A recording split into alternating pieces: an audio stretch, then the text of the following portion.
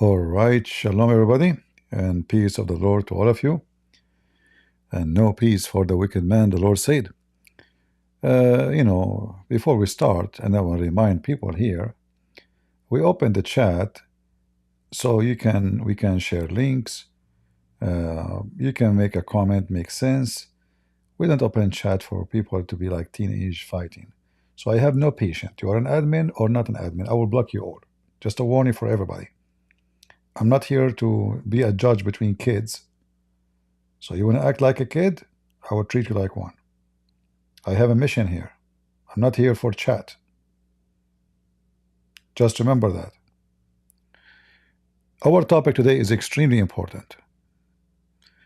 And because Islam is a very serious religion. And you know, Muslims are busy with something very serious always.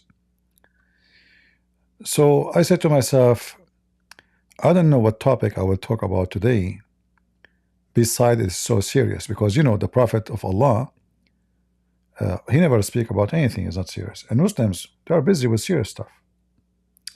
So this is Zakir Naik, and this is a very serious topic. How long should the beard be left to grow? I mean, come on. Imagine you are a Muslim and you left without guidance of Allah, and now you have a beard. What you would do with it? Shouldn't we know how long the beard should be? What if we have no guidance? My beard will continue going until it become at the end of the highway. So thanks to Prophet Muhammad, we have an answer, but as always the answer is not clear. So the scholars, they agree about not to agree about how long the beard will be. You know, there is a very famous Muslim author. His name is Sheikh Isber. The Christian, they lie, they say he's a Christian, they call him Shakespeare, but his real name is Sheikh Isber. He said, to be or not to be is the question. He went to say, to be having long beard or to be having short beard is the question. And this is a serious question every human being questions himself since the beginning of time. As an example, our grandfather Adam, he have a long beard. His wife Eve, she always complained about it. They went to the judge and almost they went to divorce because of his beard. And then the judge, he says, I will cut the beard between you. So he cut half of the beard, gave it to Eve, and she used it as a broom. And he told Adam, you can keep the other half, 50-50. This way nobody is complaining. So today, the one who want to say to me, I found you cause of Islamic education, I will block you. You find me, you don't find me, I don't care. Like, are you doing me a favor? Are you stupid or what? There's millions of channels that post my videos. So what he posts my videos? Is he doing me a favor? Either he is doing good work for the sake of God, or he is doing it for me. If he is doing it for me, I don't want it. So stop being silly. I will block you.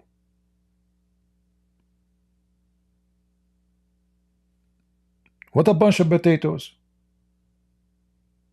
All of you found me through somebody. What I would do then? Okay, I'm going to close my channel now. I will not be even surprised that this is you. You came with a new name. Don't be a kid. I'm not a silly. I'm not Al Abdul. I found you. Like you found Jesus. So what if you found me? Through here, through there. So who care? Leave. You know what? Let me block you. So you will not find me again. So listen carefully. You see how they disturb me with their stupidity, those people? Kids. Some people, they might have a beard, but they never grow. Gray hair, beard, mustache doesn't make you adult. He left as a donkey. He never come back as a horse. Capiche? Don't mess with me. And never think or speak as if you do me a favor. You found me. I am helping you. You are not helping me.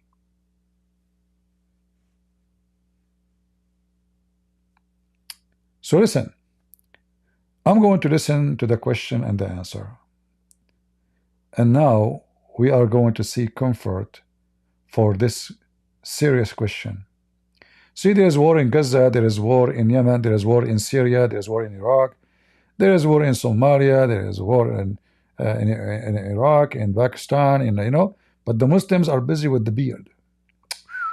Deep. How long we should grow it? Go. What about the required length of the beard? Because there are many. I mean, look at this idiot who is asking the question. If you see him, you might think this guy is a moderate, smart. I mean, he is wearing a suit. What is the length of the beard, huh? People with different lengths, and it's rather confusing when you look outside and you think, oh. Why your hair is like a girl? You focus on the beard? What is that a fashion design? What is this? What about you split your hair in the middle? You will be like a girl. Actually, he did. He split his hair in the middle. What is this? What creatures? Oh, what should I be doing? What did the Prophet Muhammad what the Prophet Muhammad? Prophet Muhammad, he used to do. Let us see. do? As far as the length of the beard is concerned. As far as the length of the beard is concerned. The scholars are divided, they have different opinions. Even this one, the scholars are divided to different opinions.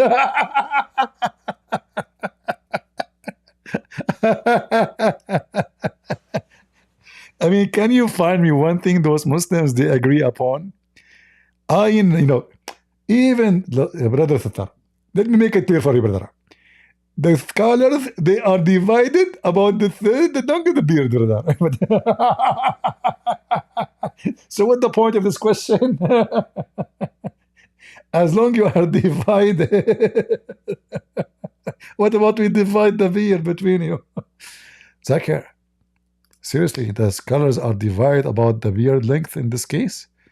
That is getting more complicated. Huh? So do we make a PhD study in Islam in the length of the beard? Actually, there's a guy, he made a PhD study about the sound of fart, which is going to break your prayer. I'm serious. The sound of fart, like the sound, he made a study, linguistic study, like there is sound of the stomach. Is that considered a fart? Sound of, sometime gas go through your stomach, but you did not fart it yet. So PhD, imagine PhD, all of it is about farting. So now the scholars are divided, brother, about the length of the beard. TV, this is TV station. They spend millions of dollars for those TV stations. What should I be doing? What did the Prophet Muhammad do?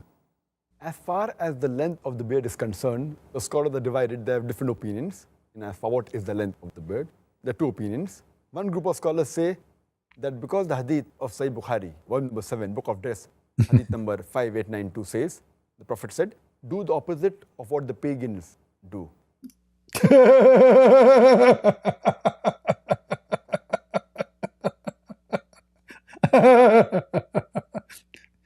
Look at the rules.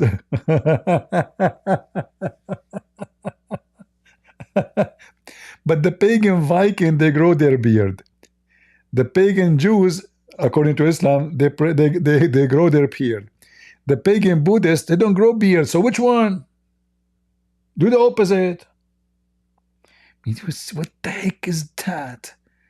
Do the opposite of the pagans in everything? So why you are wearing jacket and graphite? Shouldn't you do the opposite? I mean, do you see the stupidity? Him and the guy with him both are wearing Western clothing. His prophet said, do the opposite of what the pagan do. According to them, they are the believers. Anyone else is pagan. So why you are wearing those clothes? Potato? Huh? Do you see how if I am there, I can wipe the floor. Even the topic is not even serious, but it doesn't matter where they go. Islam logic and argument is so stupid. Do this even religion exist? Is that religion? So they ask the prophet what to do. Do the pagan? Who?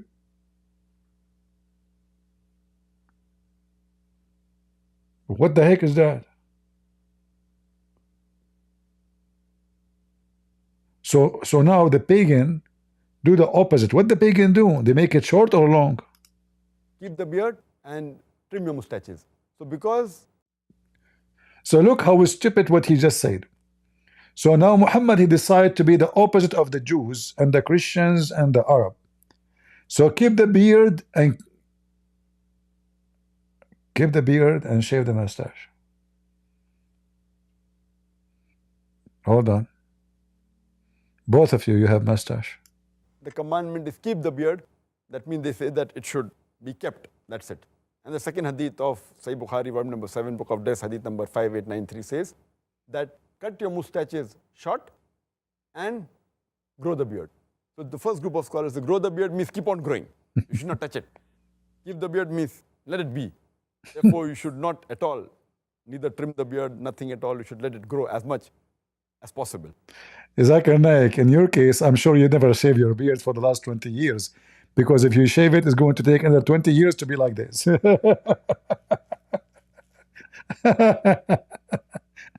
Serious topic. This is serious. You know, Muslim argument. Islam is a religion, my friend. This is full religion. Let me see if I can find you other serious topic from Zakir Naik. Alhamdulillah. Alhamdulillah. Alhamdulillah. Okay, hold on. Let us see.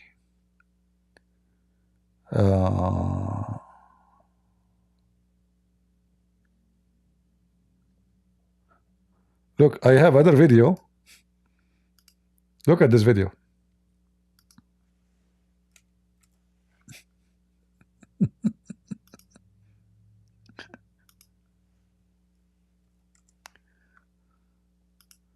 Ruling on shaving the beard.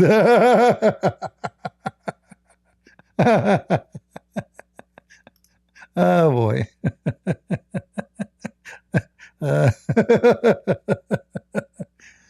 Listen, I'm going to have a hotline for you guys. You can call me. You call me and ask me, should we shave the beard, keep the beard? I'm the only one who can help you. Let me make it clear. This is a very serious topic. And I know all of you need help.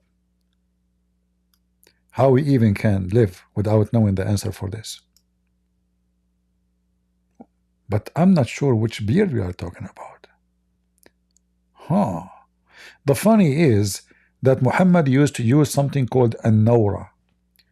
An-nawra is using sugar, or let us say a kind of sugar, which they use to shave their hair. You know, there was like a gum, but it's very sticky. So you put it in your skin, and you scream like in the movie, So Muhammad, he said, do the opposite of the pagan. So why he is doing this, shaving his body from hair? Because this is a specific action done by the gays in Arabia.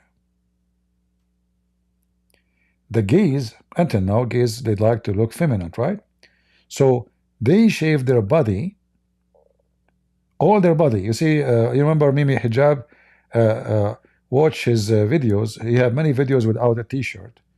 And then when he went inside in the front of the Chinese embassy, he took off his t-shirt, he had no hair.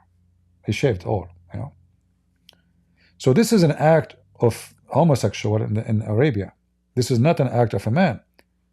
In the Middle East, in fact, if you shave your body hair, and people find about it, you are gay for real. Even if you try, even if you are being stupid, you just take it, not for that reason, you know. You took it, you know, like you thought it's better. That's it. In their mind, it's stuck that you are a gay. There's no man will shave the hair of his legs in the Middle East. No man will shave the hair of his chest. No man will do that over his dead body. Muhammad did it. But now, what if somebody he shaved the beard? What is the ruling for that? We have to have a ruling. Rule it, Zakir. You got to rule it, rule it, rule it. Dr. Zakir, is keeping a beard a fard or a sunnah? And what is the ruling for a person who shaves his beard? As far as keeping a beard, whether it's a fard or a sunnah, and I understand that when we use the word sunnah in future, it will be the fiqh sunnah or the word mustahab.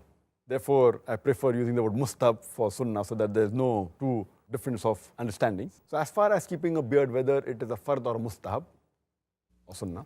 Just to show you how stupid the Muslims when they speak about Islam. He don't speak Arabic. He is saying Arabic word, but he is saying them wrongly. And now supposedly all the Muslims, they knew what does that mean. Fard or mustahab? Fard or mustahab? Okay. Mustahab, not mustahab. You see, in those languages, they don't have certain letters. So when they try to speak in Arabic, their pronunciation will look so stupid. So mustahab, it's preferred. Fard, it's an obligation. So he said, there is no confirmation about it. Let's see. That there's no true difference of understanding. So as far as keeping a beard, whether it is a fard or mustahab or sunnah, most of the scholars, majority, almost all, they say that keeping a beard is fard for all the Muslim men. There is no Fard mean obligation. You have to. It's not a choice. verse in the Quran which says whether keeping a beard is fard or not, except there's one verse that speaks about the beard in Surah Taha, chapter number 20, verse number 94, where Aaron, peace be upon him, Harun alayhi salam, he tells to his brother Musa alayhi salam that, O son of my mother, do not hold me by my beard or by the hair on my head, indicating that Harun alayhi salam, he had a beard.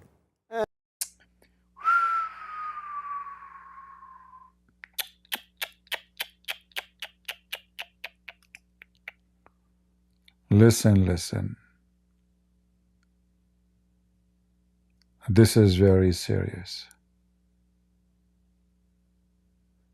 Islam education, I'm going to ban you. Guys, anytime this guy, he come here, ban him from now on. You are a Saudi, you are a rich, you are an ex-Muslim, I don't care. You are just a kid. Anytime this kid, he come here, ban him, all right? Anytime. I'm a rich. So what if you're a rich? Okay, I'm poor. What's wrong with those people? So listen. So he said, don't grab me from my beard. That indicate that he have a beard. Therefore, we should have a beard.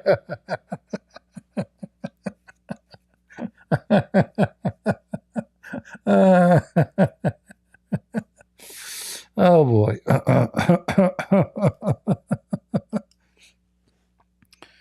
Okay. Let us see.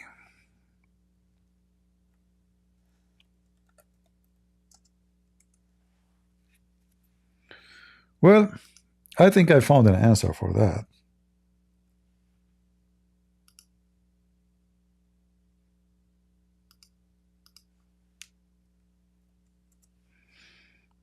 Is that goes for male and female?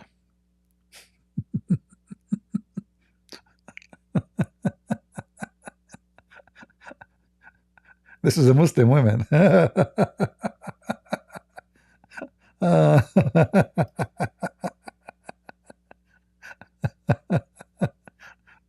I don't know actually this is transgender or I don't know, I have no idea. I'm not sure. Ah, Lord have mercy. Okay. uh, um, what I can say? Are you still doing live in TikTok? No, no, I'm not. This TikTok is very stupid. Like you can't say anything. They can, go flag you and right away they block you. It's just a program for kids.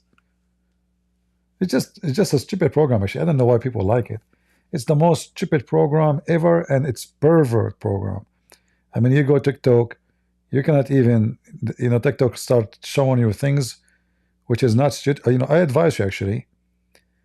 You see, Trump, he said he will ban TikTok. They should ban this TikTok in every country in the world because there is no monitoring, and it's very bad, very filthy, very trashy. Now on YouTube you can find things, but TikTok is beyond very trashy and very annoying too. So I don't like to use it.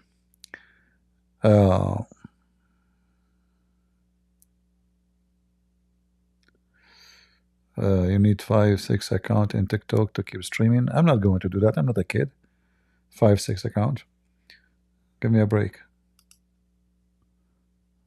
What for? So now we have a serious topic. So he said, don't grab me from my beard. And when we read the seerah of the Prophet Qasas and all, we come to know that all the prophets of Allah subhanahu wa ta'ala had a beard. Alhamdulillah. All the Prophet of Allah, they have a beard. All of them. Reference. Zakir Naik, I challenge to show me the reference that all the prophets of Allah, they have beard.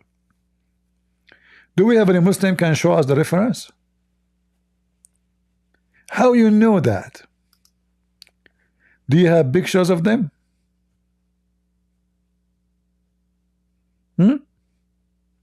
Do you? They have a beard. Is that including Buddha? And all the righteous people and all the friends of Allah subhanahu wa ta'ala, righteous people, the Sahabas, we realize that they had the beard. All the righteous, as it is for all the righteous people, they have beard.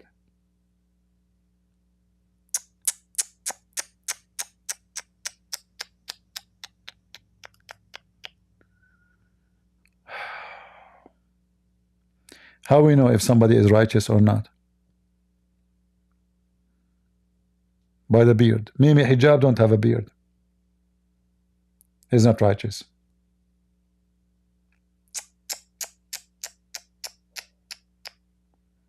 May. Hold on.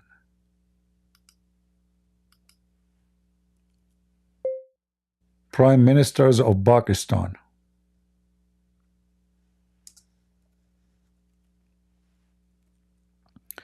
Guys, I'm going to show you all the corrupt leaders of Pakistan. The one who have a beard, he is a good one. The one who don't have a beard is corrupt. Kabich? Let us see. Those are the prime ministers of Pakistan. Hold on.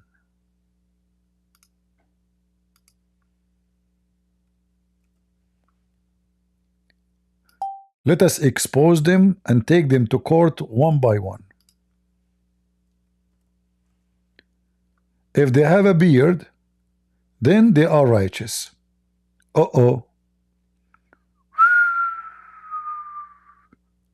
Zero beard. Beard free. From 1947, actually until now, the Prime Minister of Pakistan does not have a beard, not a single one. Which means not a single righteous Pakistani. He was a Prime Minister ever in Pakistan. How we can solve this problem?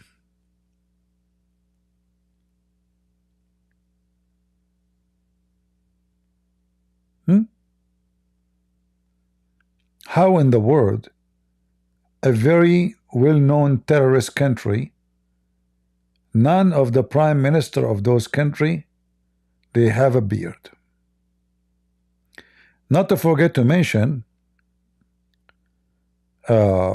most of them accused of a child molestation.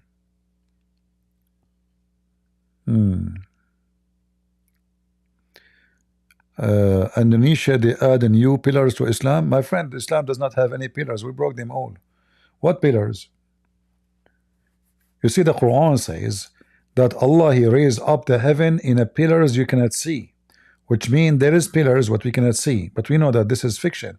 So the Quran, when Muslim they use pillars, those pillars is broken on them since the time of Samson. He destroyed Gaza. You know Samson's story. He destroyed the pillars long time ago. He is the first one to teach the terrorists of Gaza how to behave. This Gaza, have a very long reputation of being filthy. History repeats itself. Go read the story of Samson. You will get some education. So guys, if we don't have beard leaders, what we can do now? Righteous people, they have beard.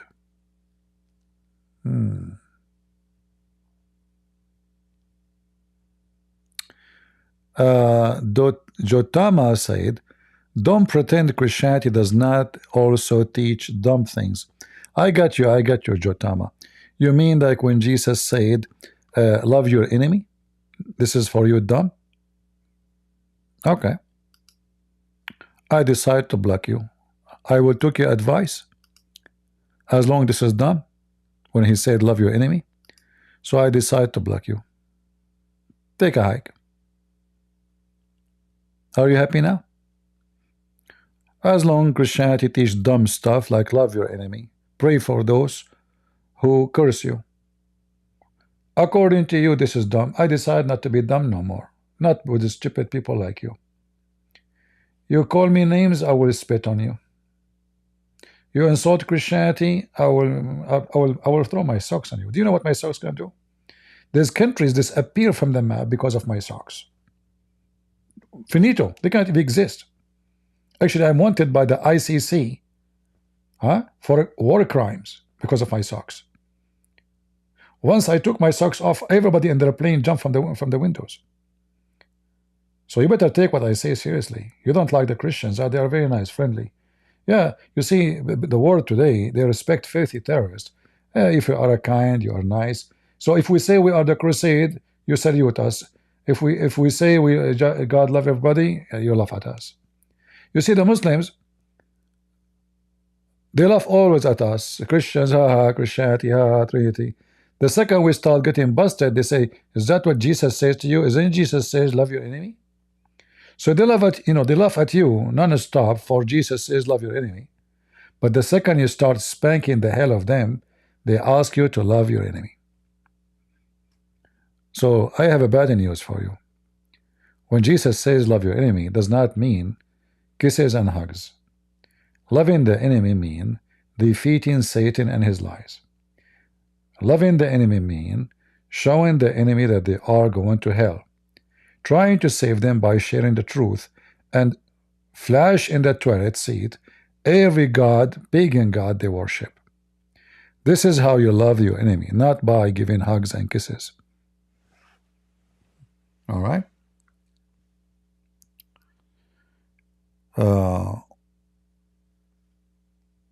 Anyway, do we have any Muslim would like to join us?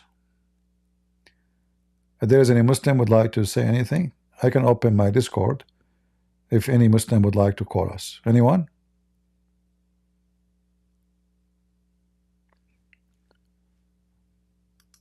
A lot of problems in this world, and the biggest problems is ruling of shaving the beard.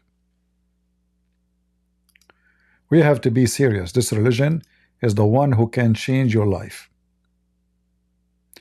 What we will do without such a topic? And TV. How the Muslims around the world will figure out what to do. And as long as you have a beard and if you have a beard, that make you a righteous. So I'm not sure really about some cases. Like, I remember some kind of, you know, I don't think this will work. Does it work all the time?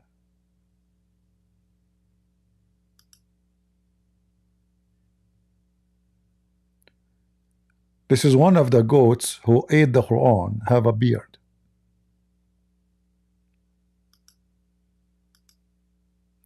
This one does not have a beard. Which one you think it is the righteous one? The one which with the goat, with the beard, or the one without the beard, even though both of them they ate the Quran? What do you think? Which one is right? You know, so righteousness is about somebody have a beard?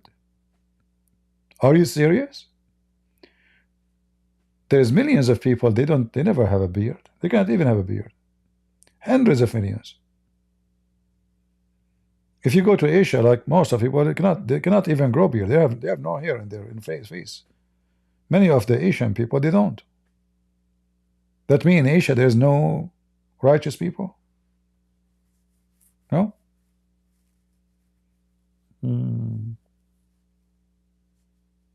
I know.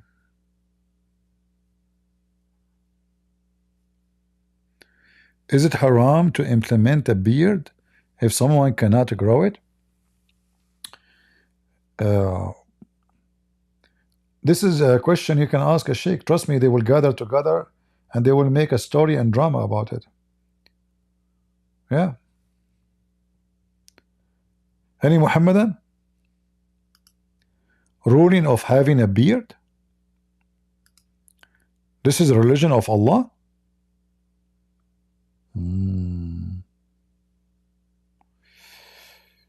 Okay.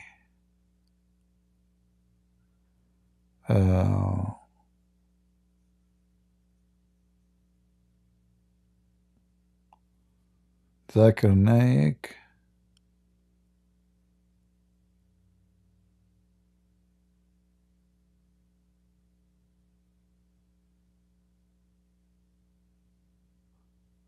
I see. Let's see.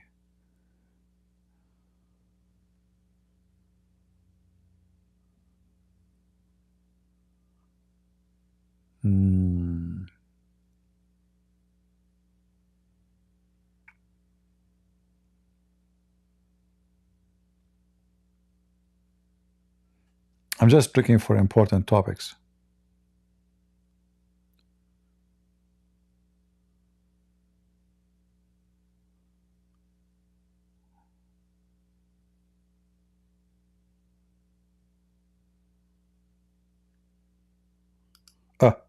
We found one is important. Let us see.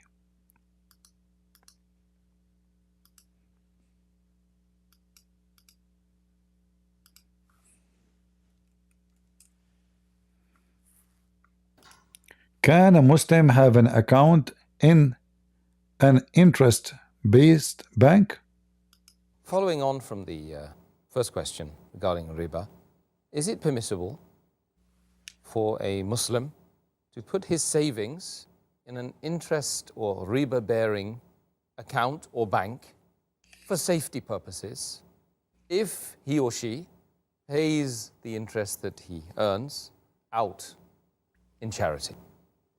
Most of the scholars, they say that if under compulsion, especially if you're a non-Muslim country and for safety reason, you can keep your money in the interest-based conventional bank, but whatever interest you get, you have to give in charity without seeking the reward of Allah, because it's haram.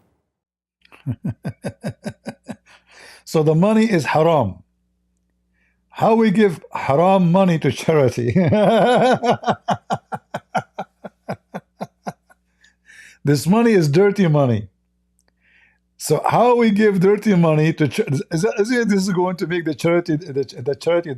If I cannot take it, how they can take it? Guys, do you see the stupidity?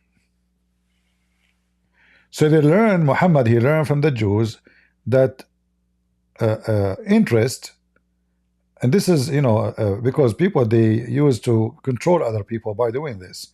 So you borrow some money from somebody, and then he put a number on you, says, I want in return 50%. If you cannot pay me, I will do this and this to you. This is why the Bible, you know, forbid such a practice. But the Muslims, because they are stupid, they took something to different way of understanding. Because in Islam, interest is allowed. All what the Muslim they do, they have banks, Islamic banks, and they change the name of the interest. They give a different name, the same as the muta. So they say we are against muta. They say it was allowed in certain time, then forbidden, but then they do muta, but they give a different name. So they have like a million name for the interest in banks. Muslims, they use to take that money, but they claim they never take an interest. If you remember, just 2 days ago, when we were live, a Muslim guy, he called me, and we mentioned to him in the Quran that Allah, He give interest and He take mortgage.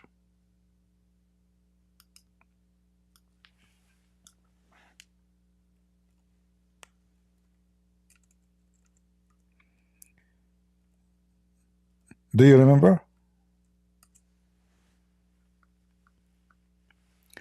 Chapter 2, verse number 245. Chapter 5, verse number 12. Chapter 57, verse number 11. Chapter 57, verse number 18.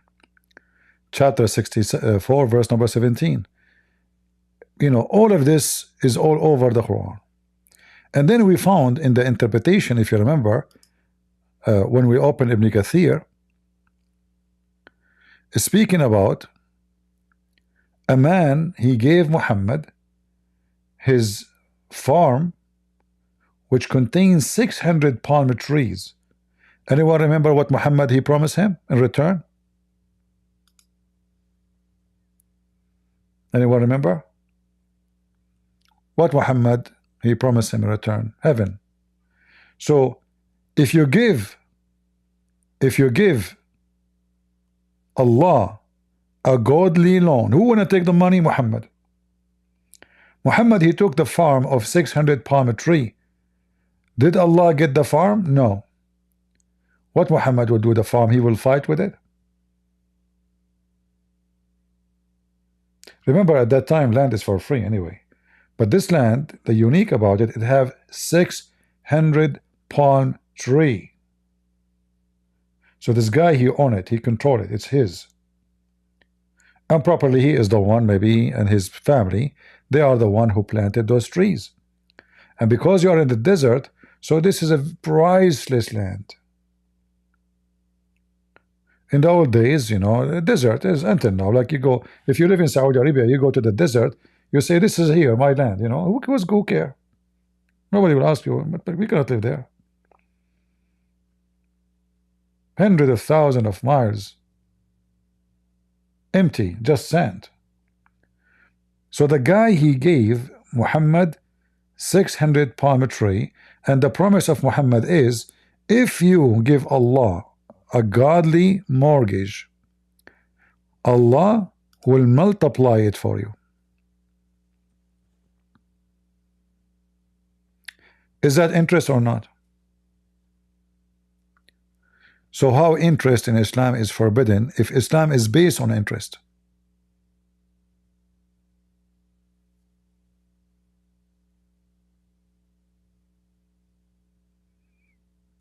Do we have any Abdul? I will open my Discord maybe for 15-20 minutes just to give a chance for Muslims to call in case there is any. If not, you know what we can do. Maybe we can get some Muslim, you know, he have a good argument. Because as you know, Muslims, they have always good argument. Nobody have argument like Muslims. All right? I mean, first of all, you don't have any kind of logic to bring an argument. Like, do you remember, Ali Dawah when he says Trinity does, is not logical? Do you remember? Trinity, he said it's not logical. But the second people start leaving Islam because of the story of Gog and Magog, he said, why we have always to be logical?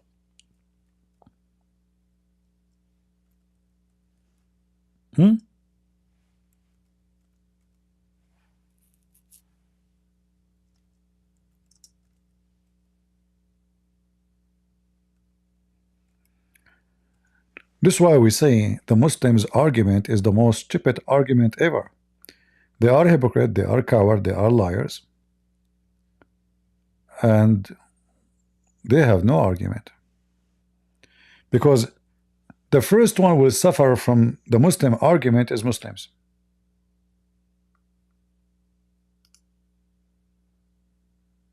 Always.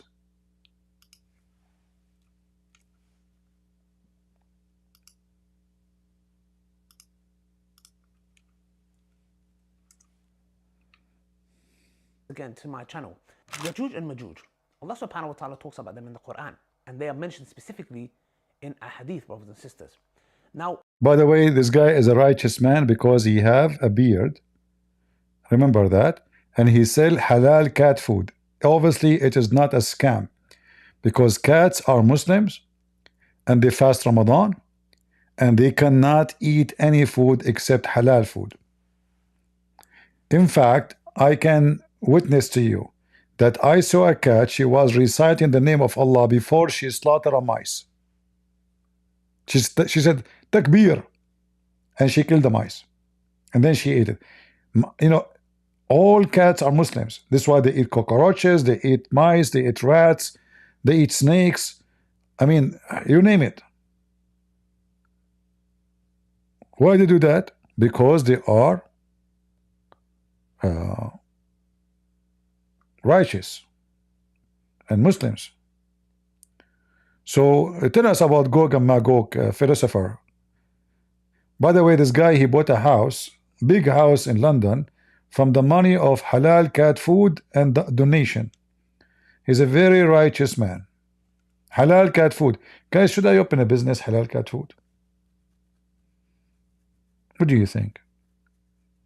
I will make halal cat food. I will make halal chicken food. Halal. I don't know. I mean, all kind of halal. Halal urine, halal camel urine. Well, many project. We can go for it. one thing that a lot of people make a mistake, which I've seen, people of knowledge, is that they try to comprehend and understand who is Yajuj and Majuj? Where are they? How could they stay in a cave for so long and dig, and just when they're about to come out? And obviously there's issues, some say there's issues with that narration, etc. Some parts of it, are not authentic. Whatever. This guy, I mean, I don't know how even he can communicate with his wife. Guys, you understand anything? What is the story? Did you tell us a story now? And then ding ding ding ding ding ding ding ding. What did go then some narration, some narration? What does that mean? He don't even dare to speak about the topic as it is. Let me play it again just to show you how stupid this guy is. What are you talking about? Ding ding ding. What the heck? The Prophet Muhammad, SAW, which means sewage after I don't know wave, state that they dig under the wall every night trying to escape. No, your prophet did not say that. Whoever, you are stupid. Your prophet, he said they dig the wall, not under the wall, you idiot. And only to find each morning that the wall has been restored by Allah. So look at this. Those creatures, Gog and Magog, every night, every day, they keep digging until almost they are out. And they say, okay, we are tired, we have to go to sleep. They woke up in the morning, they find Allah, He fixed it. Every day. Until one day, Their leader, he will say, tomorrow we will come back, inshallah. Do you remember when I said to me, hijab, why don't say inshallah? The of Gog and Magog itself will not open without saying inshallah. So they will keep digging for thousands of years and they never say inshallah. This is why Allah, he closed it for them. Allah is upset. They did not say inshallah. This is the whole story now. But one day their leader will say, tomorrow we will come back and we will continue digging, inshallah. So Allah will not fix the wall. They come the second day and they make the hole and they get out. And bingo, they will attack the whole earth. Tell us, Rabbit. Which I've seen, people of knowledge, is that they try to comprehend and understand who is Ya'juj and Ma'juj? Where are they? How could they stay in a cave for so long and dig, and just when they're about to come out? And obviously there's issues, some say there's issues with that narration, etc. Some parts of it, are not authentic, whatever it may be. I'm not trying to get Like even their prophet stories, they are trying to accuse him to be a liar. He is saying it authentic, which means that these stories are not true. I mean, do you see how stupid they are? He don't dare to discuss the topic seriously. So he, like, if I want to talk about you, I heard about you, like somebody here, he left Islam because he wanna sleep with women, as you know. But this is the religion. You can sleep with women, but don't leave Islam. You can have 4 in the same time. You can divorce them every 5 minutes. It is not a cheating. In Islam, you can have 4 in the same time. You can divorce them. In fact, in the same video here, he spoke about a guy who left Islam, and he mentioned that this guy, he left Islam because he want to go and have sex with women. In the same video. And this is the cat food. There's a new brand on the scene called Alif. They make 100% halal raw cat food. There are countless health benefits to this new raw diet. Check them out on Instagram at alif.uk. They do monthly subscription boxes and you can get 10% discount on their 2-week trial box with my code Ali10. Check them out now and let your cat enjoy some nice food. Assalamu alaikum wa rahmatullahi wa barakatuh, brothers and sisters and dear friends. Welcome once again to my channel. Ya'juj and Ma'juj. Allah subhanahu wa ta'ala talks about them in the Quran, and they are mentioned specifically in a hadith, brothers and sisters. Now, one thing that a lot of people make a mistake, which I've seen, people of knowledge, is that they try to comprehend and understand who is Ya'juj and Ma'juj? Where are they? How could they stay in a cave for so long and dig, and just when they're about to come out? And obviously there's issues, some say there's issues with that narration, etc. Some parts of it, are not authentic, whatever it may be. I'm not trying to get into that, okay? And then Dhul Qarnayn, and there's so many speculations, etc. And a lot of people come and they're like, some people even get into doubt with this matter. Some individuals even leave Islam. And I'm like, what's the issue here? Let me tell you guys the crux of the matter, because there are a lot of people and a lot of individuals who have tried to make people understand this and even push the narrative of these certain ex-Muslims, that, people are leaving Islam because of this, apparently, which I just heard one individual, and most of his reasons were because, he couldn't have intimacy with a lot of girls or something along those lines. See? This guy, he left Islam because he want to have intimacy with a lot of girls. This is the same guy who brought 5 women and they were talking about having secret wives. Do you remember the video? He said with 4 or 5 Muslim women, they are singles, and this is forbidden in Islam to have in your apartment. And they were talking about having secret wife. And you are talking to the guy, he left Islam. I don't know which guy he's talking about. He left Islam because he want to have intimacy with many girls? Really? Is that why your prophet he have many intimacy? Okay, I don't think it was this issue at all, it was more of his desires. The point is this, that we fall for this, and then what we try to do is, in return, is like, I know, let's try to bring it down to a logical level and try to explain it in a logical way. Now, I've seen many people do these videos, okay? Many people, one of those was Dr. Yasir Qadhi. The thing is now, it's Ramadan. I'm not here to talk about anybody. In Ramadan, we don't speak about people and their back.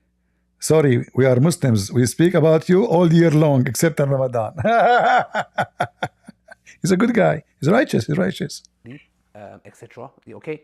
I don't want to make anything to ruin my fast, my Ramadan, etc. All I'm just saying is, obviously, there's a lot of things I don't agree with Dr. Yasir Qadhi, and there's things I agree with also. So the thing is here, it's just, I don't want to get into the details and the nitty-gritty. The point I'm trying to make is, he also done a video on this matter. The point I'm trying to say, and what I don't understand is this: why do we have to understand everything in the context where why does it always have to be logical? Do you see why we say Muslims have no argument? They are a fraud. They are liars.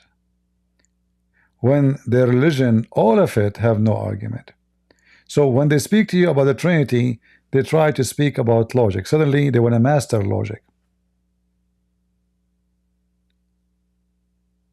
How Allah is not the one who created the Quran? If the Quran not created, Allah not created, so now we have two divine. How you Muslim believe in oneness of God? Oh, I forgot you believe in Tawheed, which is unification of gods, not one God. So when they want all the religion in the world, they don't make any sense, they are not logical. But the second you give them the same standard they gave to the others, they will fail immediately. Like, why we have to be logical? Why we have to understand?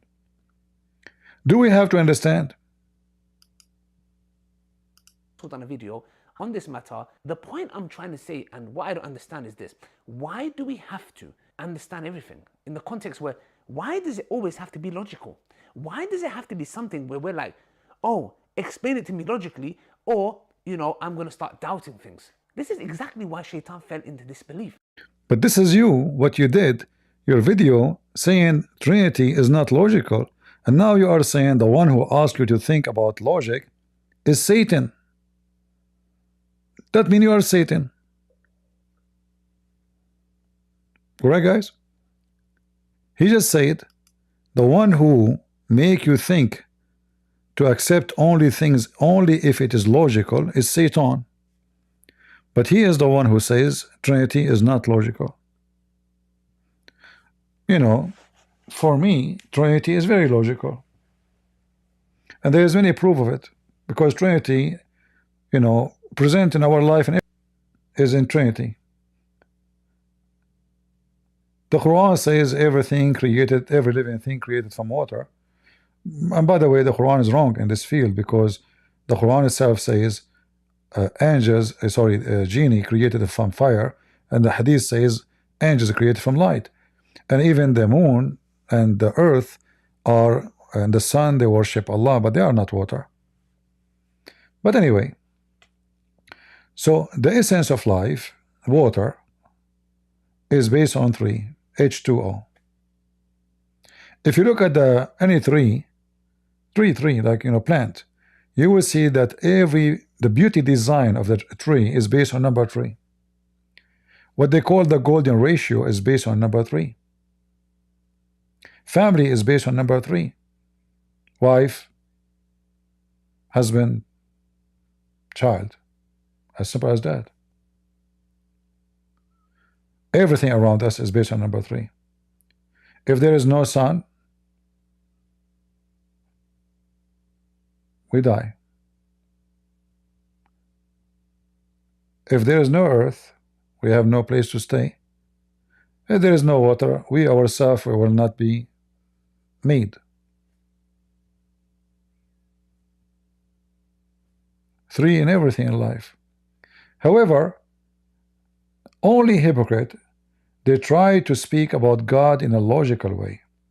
Like, we can say this is not logical for normal things in life. Like, when Muhammad he say stupid things, like how the baby is made. This is stupid, because this is not about logic no more. This is the logic we are talking about here. This is pure science. And a child who is going to elementary school, he will know how the baby is made. So when Muhammad he says the semen become the blood, that's not only against logic, this is stupid. But when we talk about God, logic is not the topic. It's not logical that God said let be light, light was.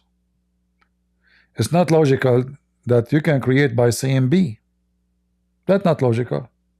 So the logic is according to who? When we use logic, either we are talking about logic based on science, or logic about ability of creatures. So the logic that a human being, he cannot create light by saying be. Can he?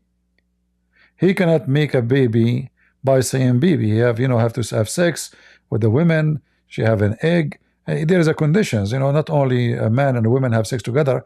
There's conditions, certain conditions, and then the woman, she will deliver a child. So the logic goes for those who they are under the logic. So if we are under the law of physics, then physics rule. If we are above the law of physics, then physics broke. So man cannot go to the space, for this is against physics. Man can break the physics and go to space by breaking the physics itself, which means understanding how physics work, then making a spaceship, and then creating an engine, and the engine fight the gravity of the earth, and then we will be out of free, and then we can even take a direction in the space and go to a certain point. So logical, when the Quran says no one can go out of the zone of the earth, and Allah, He challenged mankind, any human, and the genies, to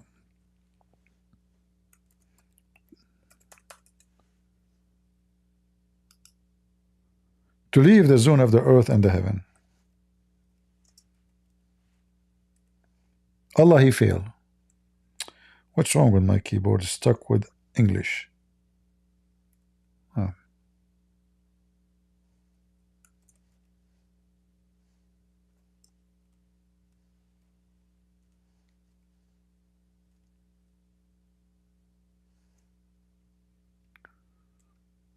Oh boy.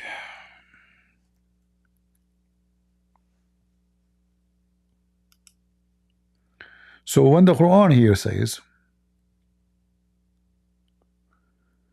O people of heaven, of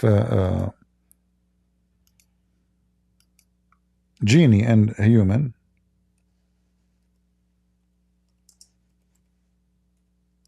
you cannot pass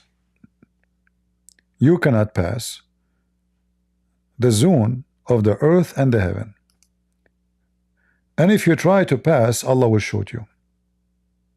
So Allah, He made a challenge that no human being and no genie can leave this earth and go up to heaven, which means the space.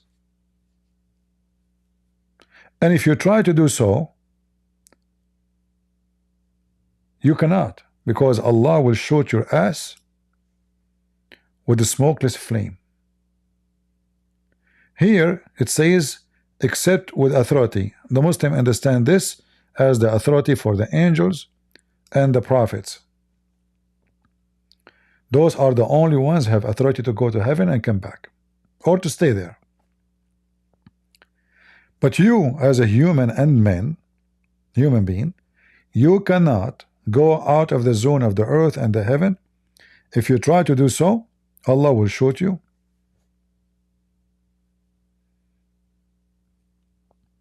By His gun. In different verse, the Quran says that Shaitan, he tried to spy at Allah.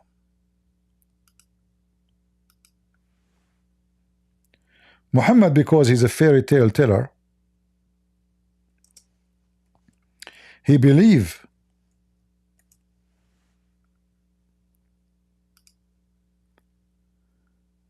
in the fortune tellers.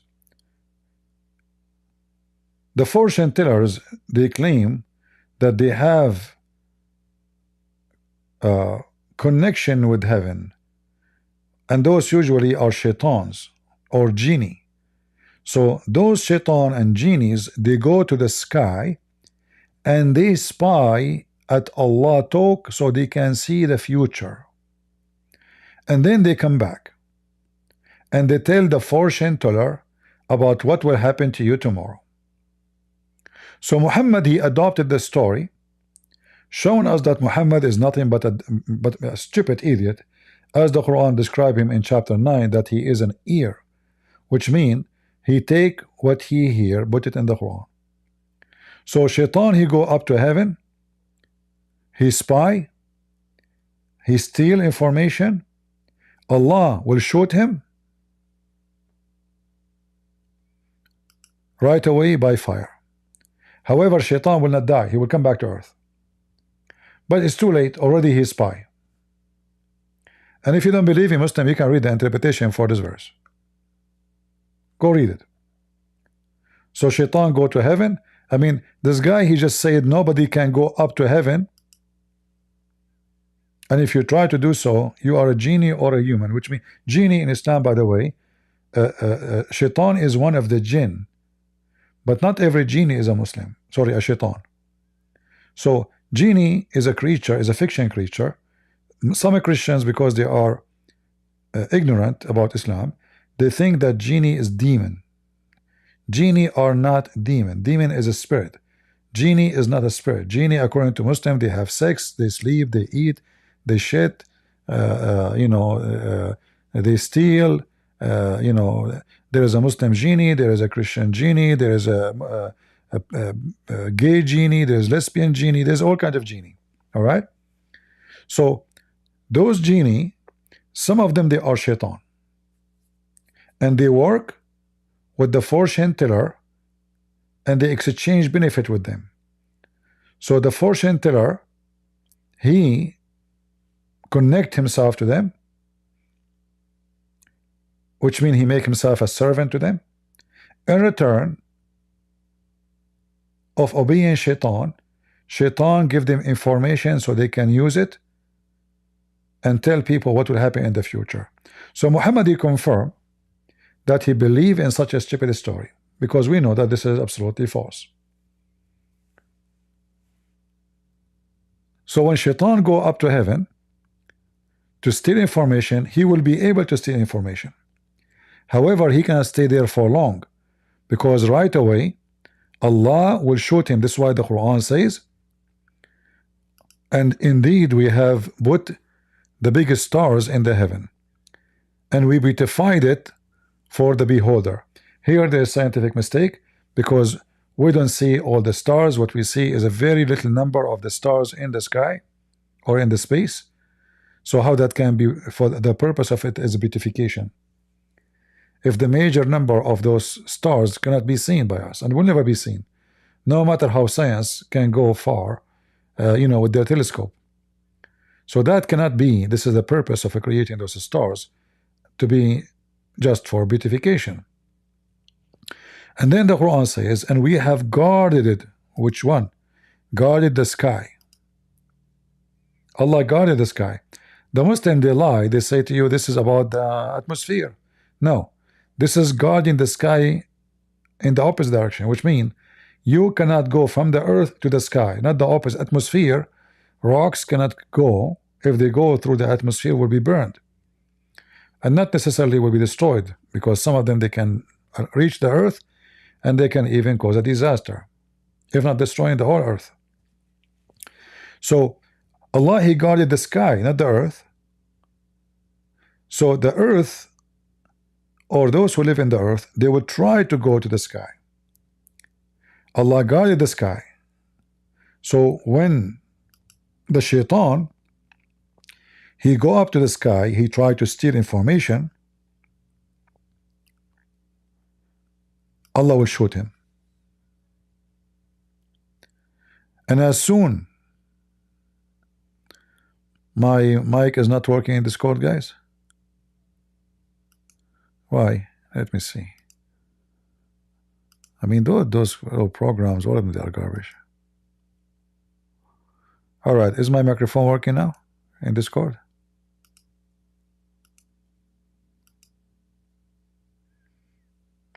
Is it working? All right. Well, I don't know. I mean, how I know? You see, I am not like Prophet Muhammad. I can see in front of me and my back. Prophet Muhammad, he have no shadow. Remember that. He can see in his back. He's a spider. And his shit, when he shit, the earth swallow his shit. Nobody can find his shit. For me, you can find it. I can show you if you want, but you have to pay for it. Nothing for free these days, right? I mean, you like seriously, you go and you buy manure. I'm serious. Don't you go and buy manure for your plants? You pay for shit. No shit. Time come and people pay money for shit. Unbelievable, you know. Like, you know, who can believe that the shit of a cow is going to cost you money, or the shit of a sheep? Yeah, it's time come that you pay for shit, no problem. Yeah. Do we have any Muslim who would like to join us? So do you see the argument of Muslims? Is that an argument of God? That shaitan, he will try to spy at me and I will shoot his ass with a flame? What is that? What do you mean? And if this is the case, how Allah he kicked shaitan out of heaven after he misled Adam, you know, and then shaitan he came back to heaven. Oh, sorry, not after he misled Adam, after he refused to bow down to Adam. You remember the story? So he refused to bow down to Adam, so Allah kicked him out. So how shaitan was able to get into heaven and mislead Adam and Eve? So when we say Islam has no argument, we mean it. Islam is just a stupid religion. This is an argument of religion now. Shaitan, he's stealing information from Allah. Why? Your security is not good? How shaitan can reach all the way there? How far Allah is? And how one verse says nobody can leave the zone of the earth, and the other verse says shaitan is stealing information? Which one of them is a, you know, they are contradicting each other. Either we can go or we cannot. Because going there and stealing information, that means I went there. I was able to do so.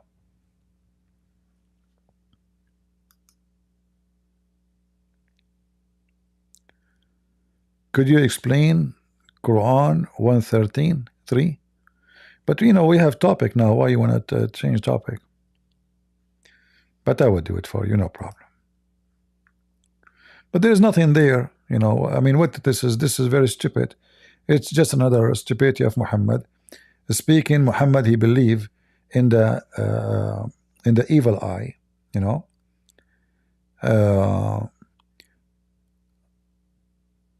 The real story behind this chapter, Muhammad, he cannot have sex. If you have kids around, you know, you use headphone, you know, whatever, do you, whatever, warning, we. You know, our topic is Islam, which means it's not really for kids. So Aisha, she come to Muhammad. She placed her hand on his hair. She's a teenage now. She's horny. And Muhammad is not able to have sex with her. So Muhammad, he come with this funny so-called chapter. All of it is 5 verses. They are not even, you know, 10 to 20 words. So, say I seek refuge with the Lord of the daybreak. The Muslim will translate the word falaq as a daybreak. I will let it go. From the evil what he created. So Muhammad saying that Allah told him this, which doesn't make sense. Because do you need to say certain things to be protected by Allah? Aren't you a prophet of Allah already? Min sharri ghasiqin idha waqab. Waqab is when the penis stand up. And I can show that from the Muslim interpretation. The Muslim will say to you, Christian Prince is lying. I challenge any Muslim right now to put his hand up in the stage, and I will make you read with your own eyes. So Aisha, she want to have sex. Muhammad, his penis is not working. And we have reference for that. Muhammad, he says, I was the most weak person between all mankind in sex. Until I invoke my God Allah, and he sent me a dish of shish kebab. I ate it. I get the power of 40 men. And he claimed each time he need to have sex, he call Allah. Allah send him the dish. So which means the dish doesn't fix it forever. You have to eat it always before the, you know, sex.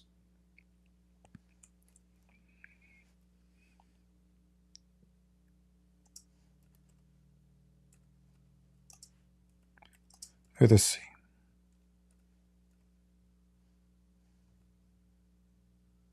And here again, The Muslim, they come to you and they speak about logic. The Prophet, he was the most weak person in intercourse. And how Allah he fixed his intercourse? By giving him a dish of shish kebab. True story.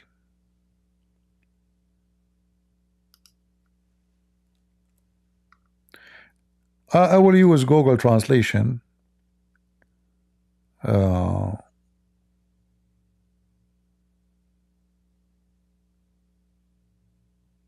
us see.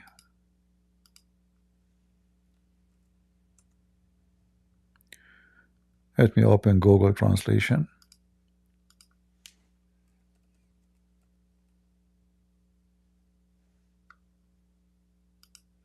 And we will copy in the front of you, copy paste. I can share the link with you and you can do the same. Or you can translate the whole page. I'm not, because I'm not using Google browser. So this is why I have to copy and paste.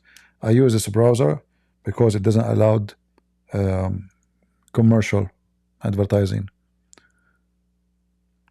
So here, this is the book. It's called At-Tabaqat Al-Kubra.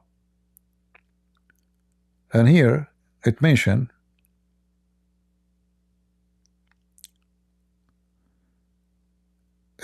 here that Muhammad, he could not have sex, according to the story here, for 29 days.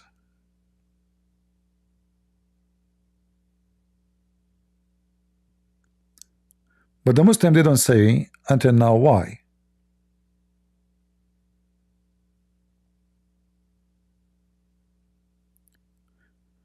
But here we see something very unique.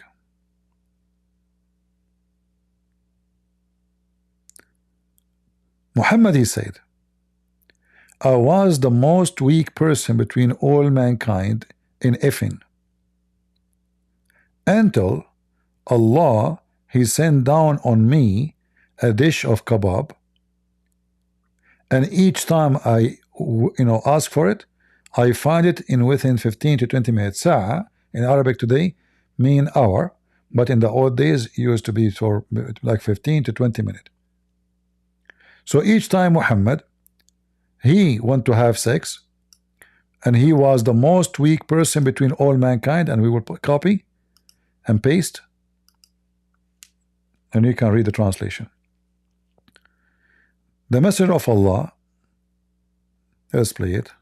The Messenger of God, may God bless him and grant him peace, said, I was one of the least people to have sexual intercourse until God revealed to me the sufficiency. I did not want it at any time except that I found it in the amount of meat.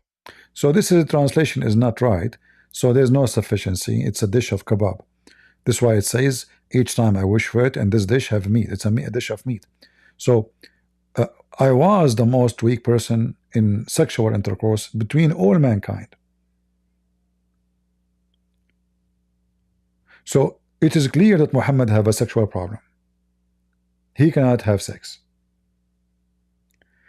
Then if we go here back to the story of in chapter 113, this is why it says, I seek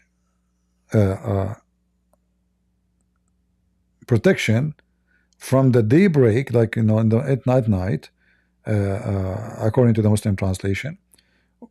At night, people want to have sex. Women, she's horny, the man is horny, etc.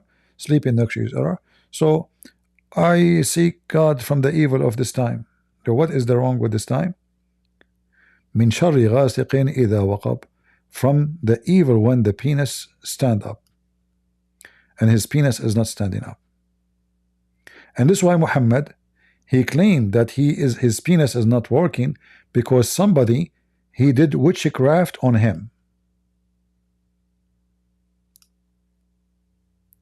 If you remember, there's many hadith where Aisha, she said, the Prophet become under black magic, so he used to imagine himself having sexual intercourse. In fact, he never did.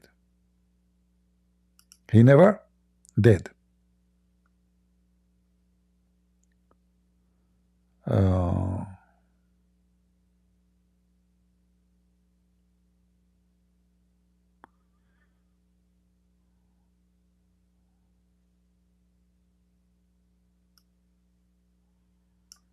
Here, let's see. Show you some reference.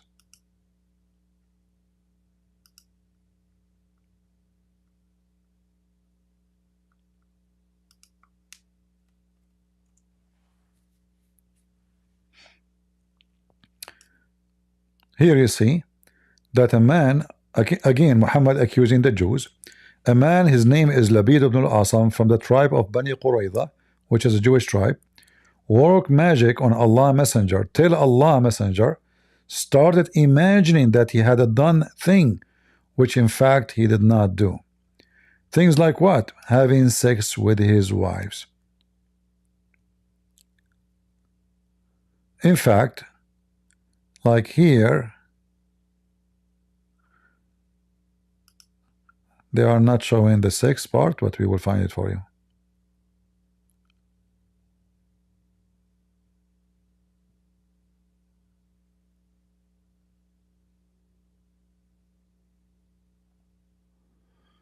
This is the same hadith.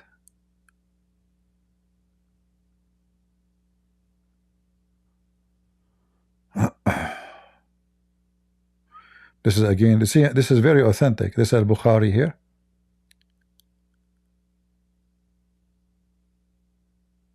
Again, the same hadith, Ibn Majah. This is very, very authentic. So it's confirmed that Muhammad, he have a sexual problem here. Here in this hadith in Al-Bukhari, Bukhari 6063, Aisha, she confirmed that Muhammad, he imagined himself having sexual intercourse, but in fact he never did. The Prophet continued for such and such period, imagining that he had slept. In fact, it says he have ifed his wives, but in fact he did not. What happened here, Muhammad is not imagining anything. This is the wife of Muhammad trying to cover up for him. You know, this Muhammad, he's a pervert, and you know, when you have something missing on you, to make it simple, like let us say I was very, very, you know, I'm coming from a very poor society, and one day I have a watch in my hand. It's a golden watch. If I walk in the street, I will be sure I'm putting my hand in the front of me because I want everybody to see the watch in my hand, because I never have such a thing, you know. This, but for somebody is born of a rich family, this is not a big deal. What a big deal? Why you want to show it? So because you never have it, so now you are so proud of what you got. So Muhammad, he never have it. So always he speak about how good he is in bed. Different hadith says that the Prophet, he used to F all his wives in one night. Muhammad have at least 25 wives. Even though most of Muslims, they will say to you 13, but we can get the reference where it says 25 wives. But imagine they are 13. Imagine they are 9. If Muhammad, he have sex with all his wives during one night, let us assume that he was using 8 hours. He did not sleep, which is impossible. You need sleep. Everyone needs sleep, right? So how a man he can have sex with, you know, with 13 women? So Muhammad, he lie in the front of those pervert friends like him, and he said to them, yesterday I did this and this. Then those guys, they tell their wives,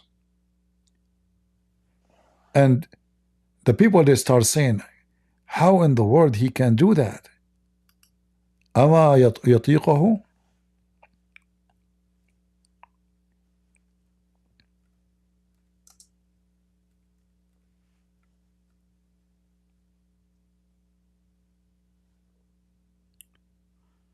Let us show you the hadith.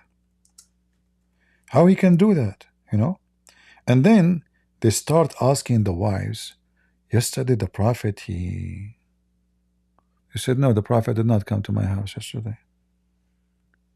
Oh no, yesterday did not Prophet. No. They didn't know what he's saying. The wife didn't know.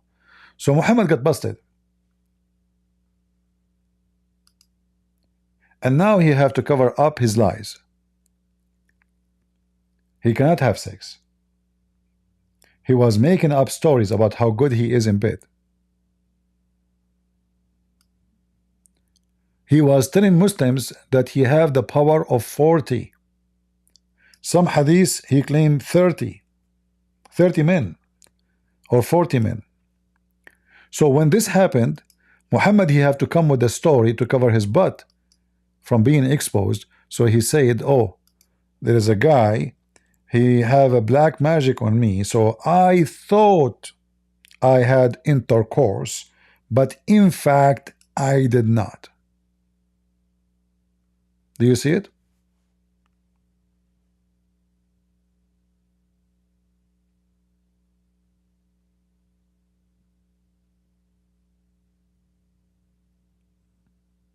Muhammad have the power of 30 men in sex. Different hadith says 40. I can show you that too if you want. But it doesn't matter really. 30, 40 is the same garbage. So how one hadith says the Prophet, he was the most weak person between all mankind, as we showed you in this book, At-Tabaqat al-Kubra, volume number 8, page number 192.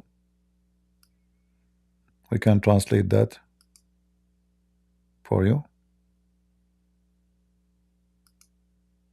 Let me give you the link actually. There's many references. This is not the only one. You know, it doesn't matter. I can give you 1,000 references. Oh, I cannot post. Guys, if you want to see it, you have to go either to Rumble or to Discord, because I cannot post it. The Arabic page, YouTube don't allow those long link. But I can post it in Rumble. Yeah. Do we have any Muslim in Rumble? Any Muslim rumbling around?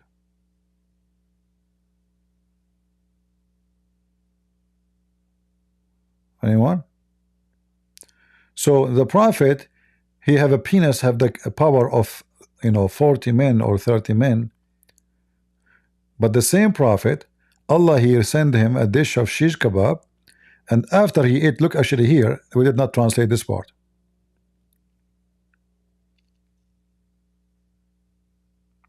Let me translate this part for you.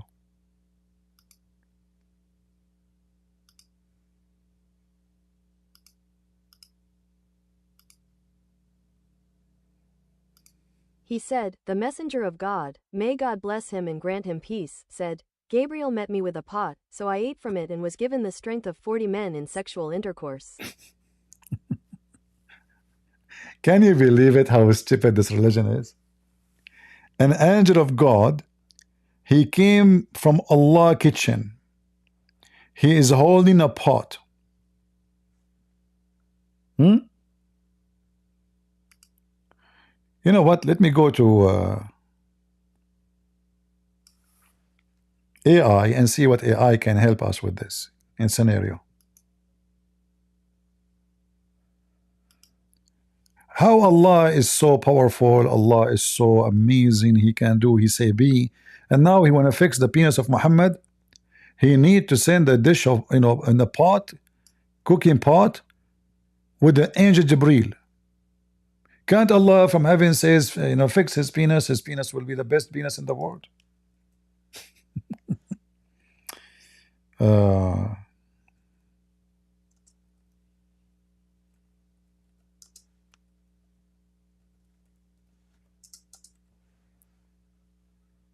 If they keep doing this way, I have to keep watching the screen. It keeps saying resume, resume, I sent him an email, did not even respond.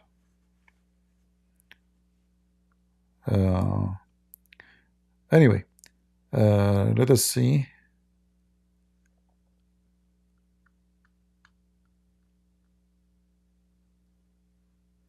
So this is the angel coming to deliver the shish kebab to Prophet Muhammad in the desert.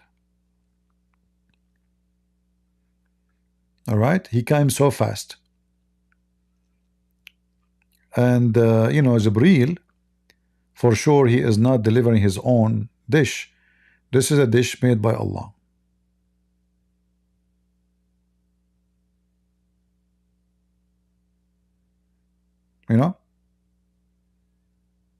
This is a dish made by Allah, sent to Prophet Muhammad. Remember, Muhammad is invoking his God. So he invoked his God. His God, he sent the rescue.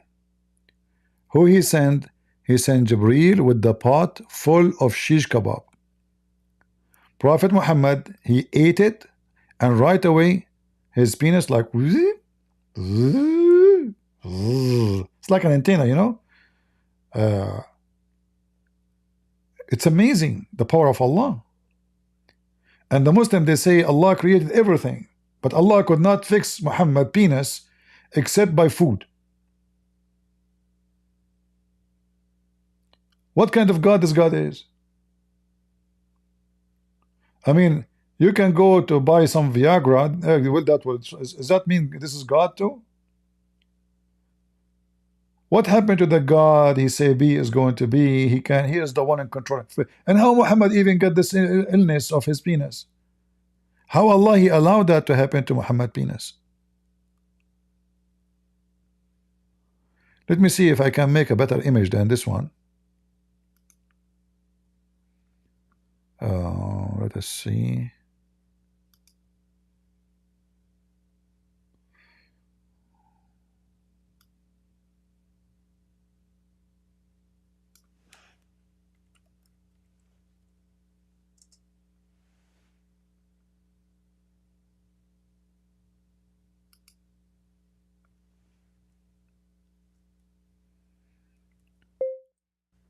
He is holding Arabian book.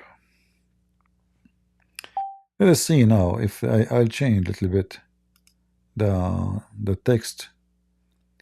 We will see if that can make a better.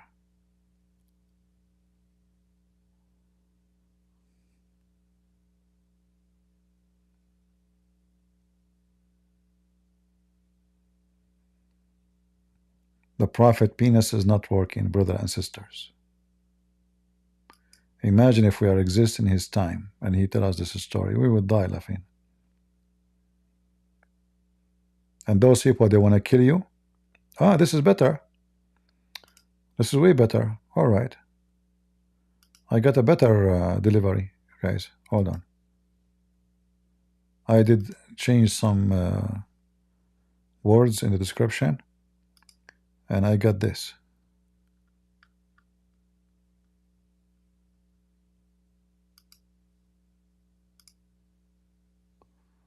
What do you think, guys?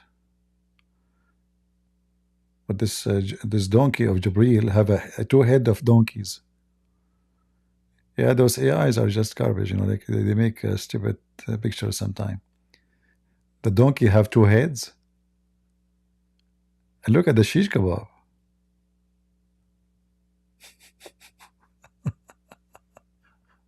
Oh boy.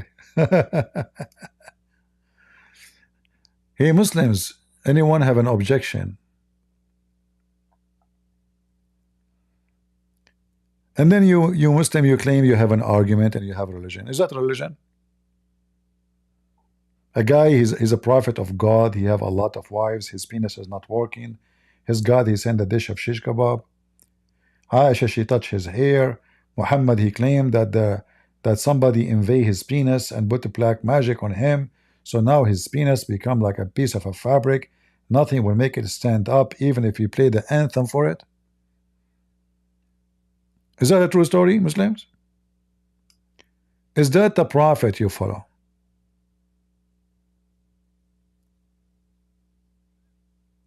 And then they say to you that Trinity is not logical. I mean, this religion, everything in it is absolutely a joke. Guys, imagine, you know, forgive me, God, for what I will say, but just to show people how we can compare and how big the difference between our Lord and their garbage. Imagine Peter saying that about himself. John saying that about himself. Who of us is going to read a book and believe in such a book?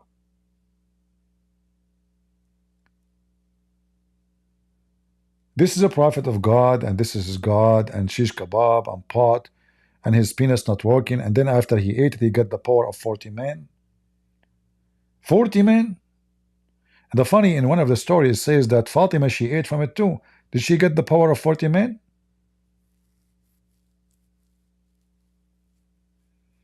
Because of Fatima, she ate from the same dish. I was wondering what happened to Fatima.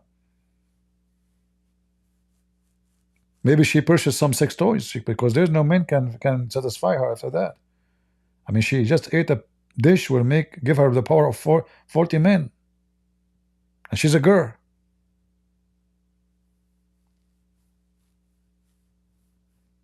Do we have any Muhammadan?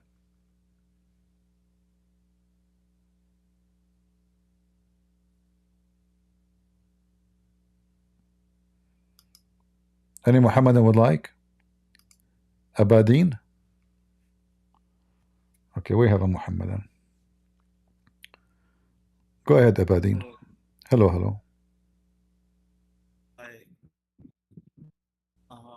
actually I don't know how long I can speak or kind of me and my family has been raised up in a Muslim family, Okay. and a very very Muslim family. But I've done my education outside. I've seen the world. I have a younger sister. She's just 18 years of age, and I'm just calling you just to say how bad the Muslims parents have gone nowadays. They're forcing my 18-year-old kid sister to get married to some sheikh or someone who is twice her age, and she's not accepting, and she's getting beaten every day, kind of. She's beaten by whom? Whenever I try to, She's beaten by whom? by my father. Well, Father. take her and run away with her. Save your sister. How old are you? Yeah, I tried that once, but kind of they knew everyone and everyone. They fought both of us, and means I'm just feel so helpless now that my sister, who is such a wonderful student of science, is getting to force marriage to some guy whom she doesn't even know. People say Islam is very good, Islam doesn't follow violence. I see violence in my house in the name of religion every day. I don't understand where the Muslims comes and give lectures about this is good and this is right and wrong. He doesn't have even a basic conception of good and right and wrong. But why I you don't don't understand how why you don't defend your sister? You cannot. I do. I shield my sister from my whenever she's getting beaten. She's a little bit of not heavily built. So I most of the time I just shield, but this happens whenever when I went to work. When I come back to work, I see getting beaten. She's getting verbally abused day and night. I think I don't know how long I I can think take that. I think you and your sister flee and go to different city where nobody knows where you live. As long you work and you are a mature man, you can support your sister, protect her, and one day she will find a good man to marry her. Not to force to be married to someone maybe way more older than her.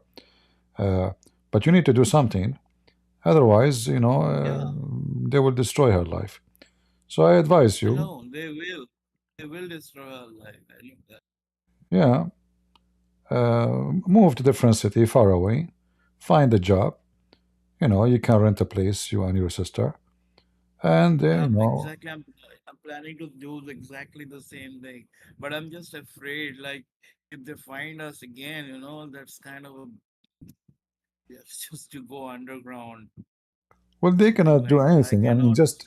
just move, and maybe she can find The a person to hypocrisy I marry her. see in the Muslim community, whenever my relatives come, Go to a place where nobody know you. loving family in the Go entire world. go to a place where nobody knows you. Your sister is more important than anything. And then The hypocrisy. when she get married, then you can go back or marry let her get married for someone she I like. don't care if I go back or So not. why The you only don't concept. why you don't leave Islam, Abdeen? Islam, I have left Islam long time back. Oh, I have okay. been thrown out of my family. I just live there. Oh, Nobody okay. talks to me. Nobody, I see. even they What about doesn't your sister? eat. What about your sister? She's still She Muslim? doesn't has any word, sir. She she doesn't has any word in the family. No, I mean, Nothing. do you She's speak to just her like a about slave. about religion? Do she believe Islam or? Islam, no, no, she doesn't believe in Islam. Means the day, Yeah, means when I left, run she's away with her. afraid because she cannot say, right? Yeah, She cannot say to run anybody away. else. She's very afraid. I understand she is a female in a society where women they have no voice. Run, it's your responsibility now to save your sister. Both of you don't believe in the garbage of Muhammad. Yeah, So I'll you do that. I'll do run, that. go as far you can to a place where nobody knows you, and delete I'm just, any Facebook, any etc. So nobody can trace you and find you. yeah, I have to digitally, Yeah, never digitally change disappear myself. change your phone That's the number. thing. Change a phone number, change Exactly. anything. Yeah, Right. and maybe You are even telling my word. Exactly. you I'm you going to can do that. Exactly. I'm going you can get a line using a name of somebody, not your name, so nobody even can trace you through phone companies. You know. And Uh, according to people who say that Islam is a peaceful religion, is the biggest fool in the entire world. I have no shame if Muslims are hearing this. I was born in a Muslim family. I have seen the worst of Muslims in both Shia, Sunni. I don't care. They even don't love themselves while they love God. I don't care if anybody feel bad about what I am saying. This is the most hypocritical religion I've ever seen in my entire life. Maybe all religions are false, maybe all religions are true, but this religion is not a religion. This is a cult. This is something beyond spirituality. you see, That's it. I'm very if sorry if I offended if anybody. our no I'm offend, don't very worry. sorry. Here we offend everybody. Who care? You can offend. We are here to offend, actually, not to make people happy. Because the one who don't offend, that means he did not say anything truthful. Uh, you see, this religion, if it is a religion, then why a woman she need a guardian when she walk in the street? If people are believers, so you need a guardian because this religion make you the worst of a creatures, not the best. Women she cannot walk on the street Right, because the society becomes right, society of dogs, not a society of a human. right. So Islam make you an animal, not a human. Why, if I am a The Christian living moment in a you Christian follow, society, if you are a good Muslim, if you do not follow Islam, the moment you start following Islam, you do not you do not remain a good Muslim according to the kind of yeah.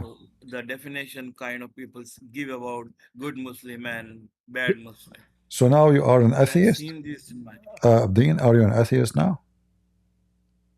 um I am not any to be honest with you, I am not considered religion at this point Okay. in my time because I've seen the worst of religion in my 24 years What of what age. what is the So what is the worst of a Christianity? I haven't read anything about Yeah, Christianity, but sir, to be that means we honest. cannot judge. We saw the worst of Islam, but in Christianity, for me, I don't see any. In Christianity, I'm not going to beat my daughter or my sister to make him marry somebody. That is not what God said to me. I'm not going to. A man, he beat a woman anyway. He is not a man, actually. You see, you can beat a woman Exactly. only if a woman she is being violent and you are trying to defend yourself. Right. That Exactly. then is not, you're Exactly. not beating her, she is beating you. Is what you can do. You have to use your hands against Yeah. her hands. But a man he beat a woman, obviously he is not a man. He tried to, it's like going and beating someone is old. So I want to show you that I'm strong by Right. meeting somebody old. Exactly. So I am, I'm 20, he is 70. I go and fight with him. We know he's going to win. So a man who beat a woman, he is trying to prove that he is a man by beating someone cannot defend against the man. If you are really a man, go and fight a man like you. But because you are not, you Right. go and you beat a woman. Islam doesn't teach, any good, let us say, value for a family. And if a man he beat his wife, I believe this is stupid behavior, because if you make this woman angry, she can put poison for you in the food. You give her a black, Right. you give her a black eye. You know, you beat the hell of her. She go to the kitchen. She put some poison from Walmart. Bingo, you're dead. You know, Right. you are messing with the wrong person. With the one who you will eat from her food with her hands. She can kill you when you're asleep. So if you are, I mean, you have to be stupid to be No, I tell you unjust something. and Means I violent come with from someone she sleep with I you. come from India. All right. I come from India. I've seen I've seen means the amount of Muslim community rising in India is alarming. You know, means I don't know how this is going on. The Muslims are rising so immensely, and they are propagating these kind of things in the villages, in madrasas, and all kind of things. They are so toxic. I cannot say you in this platform. They are brainwashing people like hell, you know. And we see like these terrorist attacks day and night in my country. Yeah, but you see I'm those just fed up of this. in poor society. The more the society is poor and desperate for money, the more things will be bad. Uh, like if you go to Saudi Arabia as an example, you will not see a huge number of terrorists, even though the whole country is supposed to be a terrorist country. Mm, But because most of them mm, they are wealthy, they are not willing to die for the sake of Allah. right. But when you are poor, you say to yourself, "Okay, I'm going to die for the sake of Allah and go to heaven and get the virgin right away. What I will lose here? You know, I have no house, I have nothing. Right. So, and they give you some salary and some women to sleep with for now. So you go and do jihad and then you die. So you go to heaven. Now the women are waiting for me. But a rich man Right. like Osama bin Laden, he established Al Qaeda, but Osama bin Laden he never go and fight in the front line. He sent men to Right. fight, and he is living as their leader. He's the king. So Right. the one who established those organizations, they don't go to the fight. They send the desperate, the naive, the teenage to die, and they make money, and they have hundreds of millions. So the caliphate of ISIS, he have hundred of women for sex slaves. He have servants. He have maids. He have, you know, he's a living as a caliphate. And then the one who Right. go and die is those naive who wanna, you know, they wanna seek supposedly Allah. But he himself, when the risk come, he go and hide. And you know, Osama bin Laden, we found him in Pakistan. He have TV, video, Yeah. porn videos, porn CDs, living in a house. Yeah. The highest search. Yeah, Right. all his Right. men are in the you know in the mountains and etc. And the guy is living a nice life in a villa. He have his two wives with him, his kids, you know, enjoying life. So they send you to die, but they will never go themselves and die for Allah. Why you don't? If he is convinced that jihad is the best thing to do, shouldn't you be the first one to die for Allah? They will not. Exactly. Yeah, Exactly. yeah, they are the last one to die. And I don't understand the concept of the heaven of Islam. Means heaven is some kind of a spirituality, right? Where it will be with, from my understanding, where it will be with God, and all kind of spiritual things will happen. And this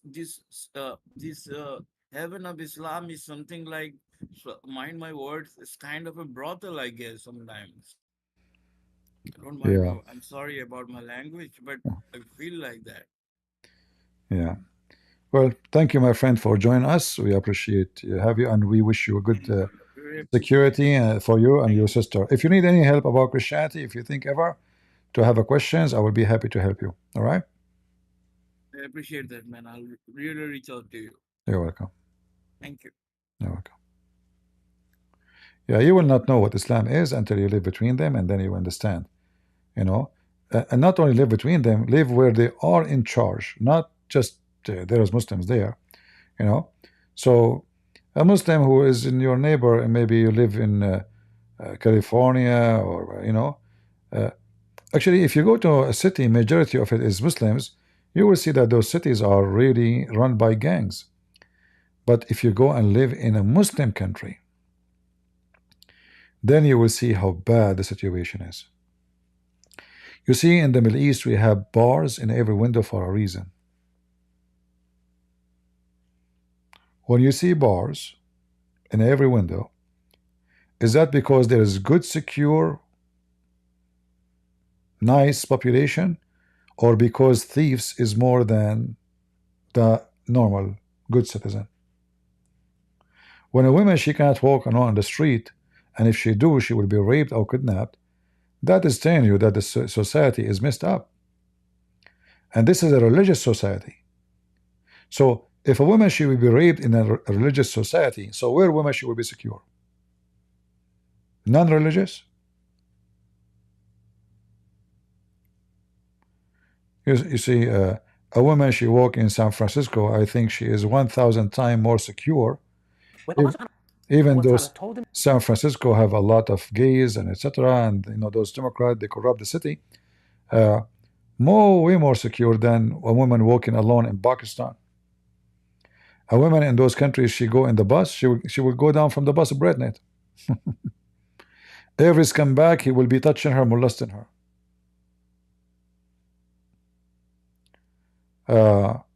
There is a story about in, I think it was Algeria, a young woman, she is disabled. You know those what they call them, syndrome something, I don't know what they call it.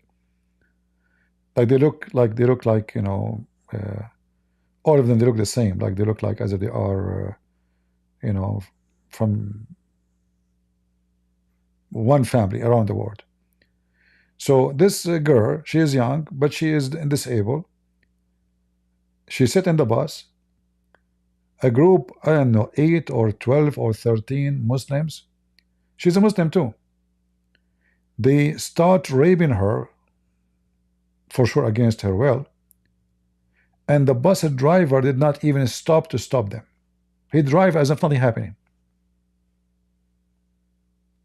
He drive normally, you know, he go stop by stop by stop. He don't stop. Normally, like nothing happened. This poor girl, she is in the back of the bus, screaming, asking for help. She's mentally ill. She have a problem, you know, and they are raping her one after one. And the driver did not even stop.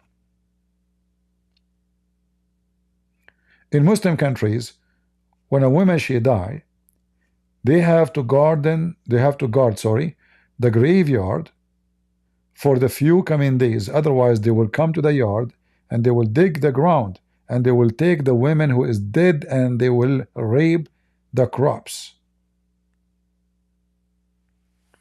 In fact, they have fatwas about having sex with dead women.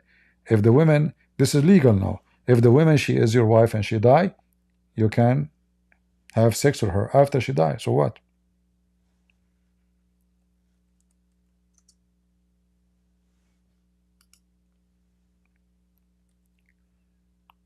Let us see.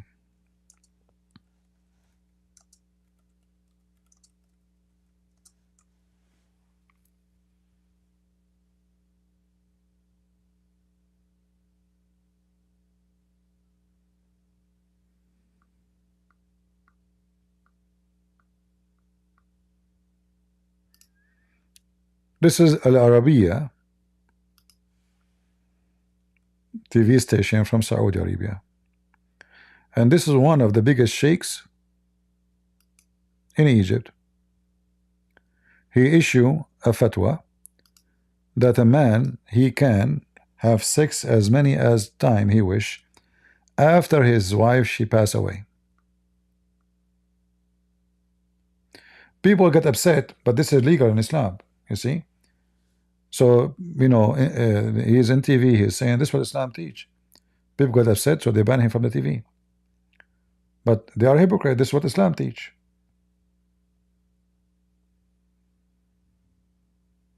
He's handsome, by the way. I mean, it's better for the wife to be dead before she sees his face.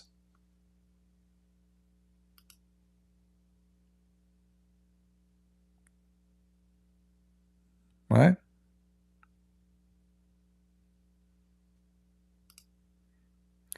Even there is stories, I can search for them, like, you know, in Egypt, in Tunisia, Algeria, Morocco. So in the hospitals, as all hospitals, they have, you know, people, they have accident or die from a surgery. So the one who is in charge of the freezers, he rent women. So you go there, you tell the guy in the charge of the freezer, do you have any young women? She died lately, you know, she's still fresh, you know. He say, yeah, come after, let's just say, etc. hour, and come from the back door of the freezer where they send like dead bodies to, you know, to barrier. If because sometimes even some dead bodies, nobody recognized them. No family is known. Like, you know, a woman died in the street. She have no ID. They don't know who she, you know. So you go, you pay him money, you rent her, you know, and he tell you to rent, you know, to bring her back, and he give you a paper to take her as if you are a family, you know, like from his hand legally. So he will give you a paper that you are her father or etc. So in the door he can take her, even like if everybody is getting paid. You take the woman, she is dead. They rape her all night. She's dead. Imagine this is how filthy scumbags they are. And then by the morning they deliver her as a new body they found. The guy will be waiting for them. So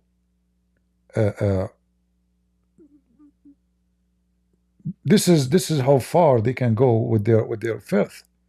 So did Islam make Muslims or Islamic society a better society? Muhammad himself, he had sex with the mother of Ali. When she died, he slept with her in the grave, and she was naked. And he took off his clothes and he clothed her, he covered himself and her in the grave. They told him, Prophet, why you are doing that? He said, because I want to be sure that the grave will not be so tight on her. Have you ever heard of such a funny story? The grave will not be tough on her if Muhammad sleep on the top of her. In the grave.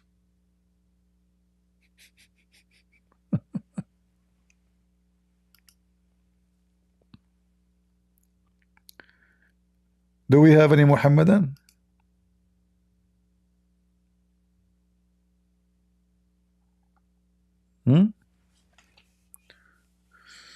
Well, I think we are convinced that Muslim argument is a great argument. I wish you guys you can leave your comment and tell me what do you think about our topic today. And if you have any argument the Muslim they say to you, post it in the comment and give me or tell us how you respond to it. If you saw our argument, if you saw any of those Muslim videos, you can post it and people they can exchange information, how to refute them, how to debunk them. And I say to you with no question, Islam has no argument. Islam is the most stupid, silly cult, dangerous in the world. If you believe in me, I will give you English penis. I mean, that is not a reward. This is a penalty. That is not a promise except somebody is mentally have a mental problem. I will not promise you women you can see the marrow of their bones unless the men who they are following me are a bunch of dogs and they like bones. Otherwise, who is the man who will be tempted by a woman you can see the marrow of her bones? What kind of a beauty this beauty is? That is literally sick. So when we say Islam has no argument, we can prove it. Not only it's against every logic, it's so stupid. Logic doesn't even go there. So you have a woman, Allah, He promised you a lot of women to have sex with, and then you look at them and you see nothing but bones, and you see the poo-poo inside them, and you see the blood is moving in the vine, and you know this is sick. This is disgusting. Having a jellyfish in your bed and you want to have sex with her.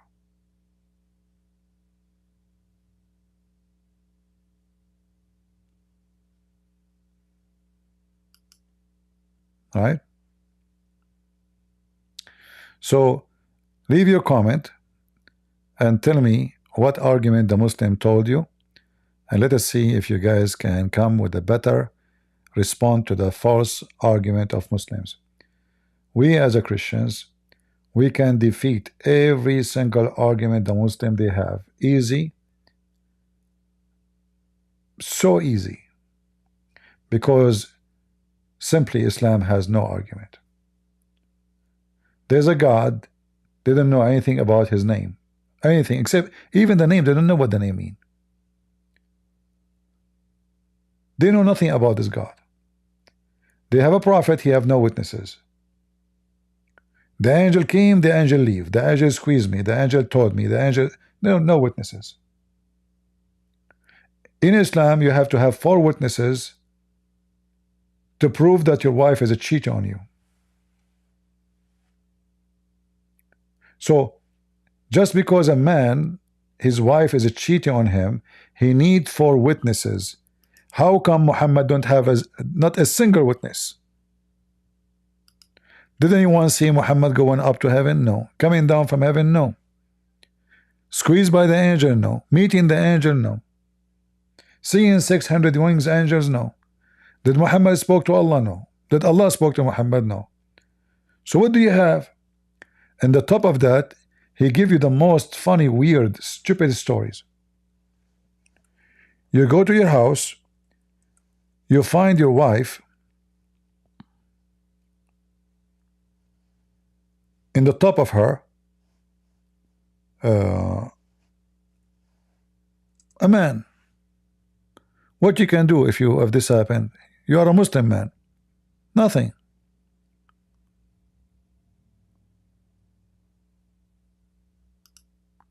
You have to ask him to continue. If in your wife, enter you go and find 4 witnesses, and that not including you.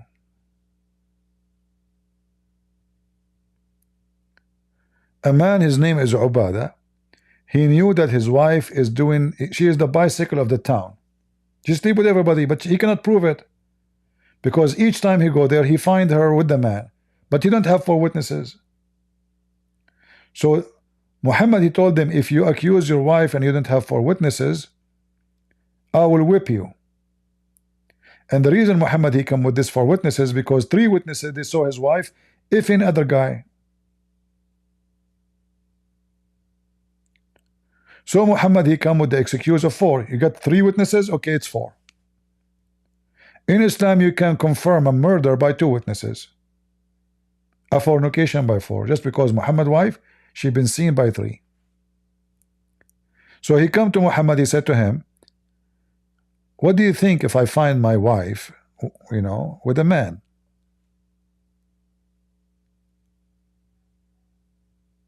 Should I give him some time until I bring 4 witnesses? The Prophet said yes.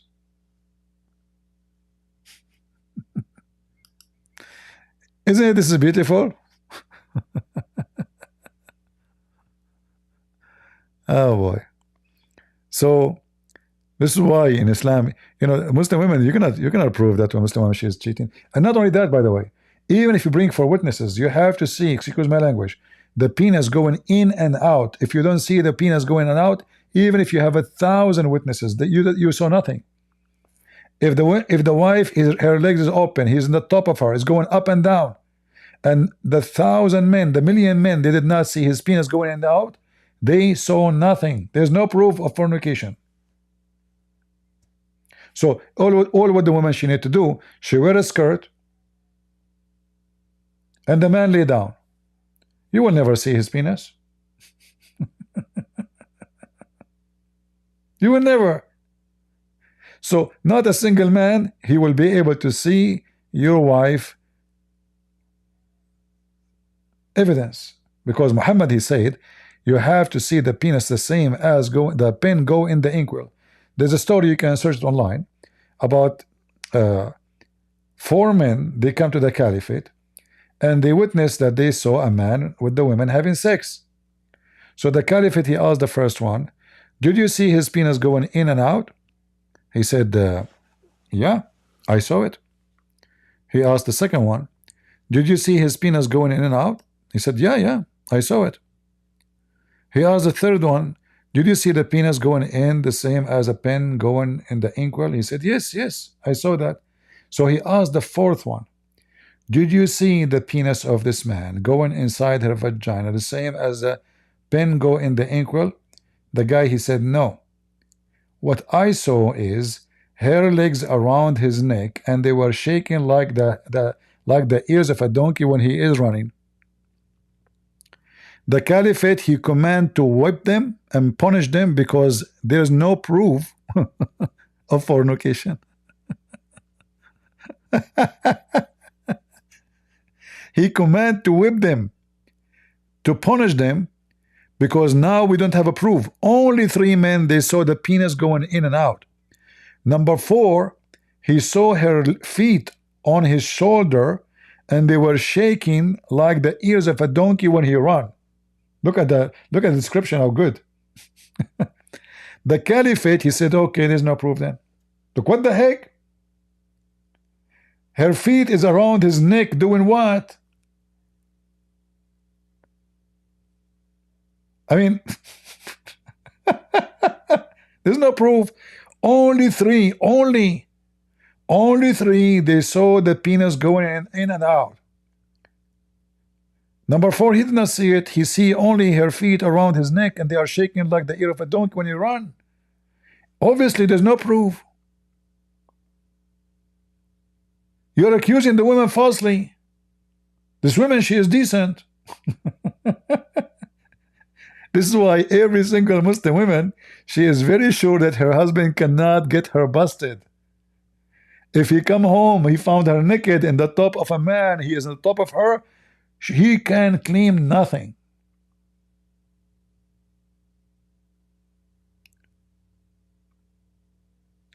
In fact, there is a story of Muhammad coming inside the house, and he found a guy, a stranger, with Aisha in her bedroom. Muhammad, he said, who is this? Aisha, she said, he is my brother from breastfeeding. But how he is her brother from breastfeeding, but Muhammad never saw him before? This is a small tribe. What do you mean your brother? How a man is marrying you since you were a baby? He never knew your brother from breastfeeding. He never met this guy before. Obviously, he was doing with her something.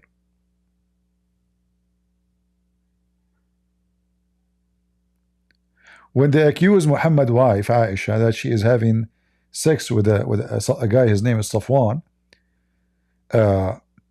Muhammad did not respond to this accusation for more than 4 weeks. Anyone knows why? Anyone knows why? He did not, he waited. I mean, everybody talking about Aisha. She slept with this guy, the whole town. Muhammad never mentioned anything. He waited because he want to be sure if Aisha, she got a pregnant, that means they have a proof now. He himself cannot have kids. Everybody knows he cannot have kids. The Quran mentioned that. So he was waiting to see if the woman, if his wife, she is going to have a baby, then he cannot make a verse in the Quran says my wife is innocent. Then where the baby is coming from? So he waited more than 4 weeks to be sure that she is not pregnant. And then he come with a verse from the Quran saying that Allah told me that this story is a lie.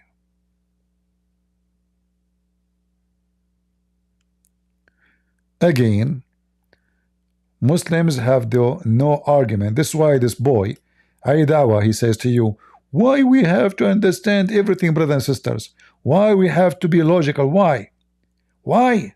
Why do we have to understand everything? Why? In a context where, why does it always have to be logical? Why does it have to be something where we're like, oh, explain it to me logically, or, you know, I'm going to start doubting things? This is... See? They have no argument. when they speak about logic, when they speak with atheists, with the Christians, with Jews, with Hindus, they are just being hypocrite. Muslims and logic, they don't work together. So when you question their cult and the stupidity of Muhammad, they say why we have to be logical, why we have to understand. But if you are a Hindu, you say to them, I have 35 million God, they will say to you, it's not logical. So either you go by logic or you don't go by logic. So they cannot explain the stupidity of the Quran. So now we have to dump the logic. Otherwise, if you listen to logic, this is from Shaitan. Shaitan is the one who tried to make you seek logic. Or, you know, I'm going to start doubting things. This is exactly why Shaitan fell into disbelief. When Allah subhanahu wa ta'ala told him to do something, bow down to Adam, he couldn't comprehend logically why he had to do that when he feels like he's better than him. All right. So I hope we have a good time together today. We didn't have many Muslims to join us. We have only one Muslim, and he told us his story, or ex-Muslim, sorry. He left Islam, him and his sister.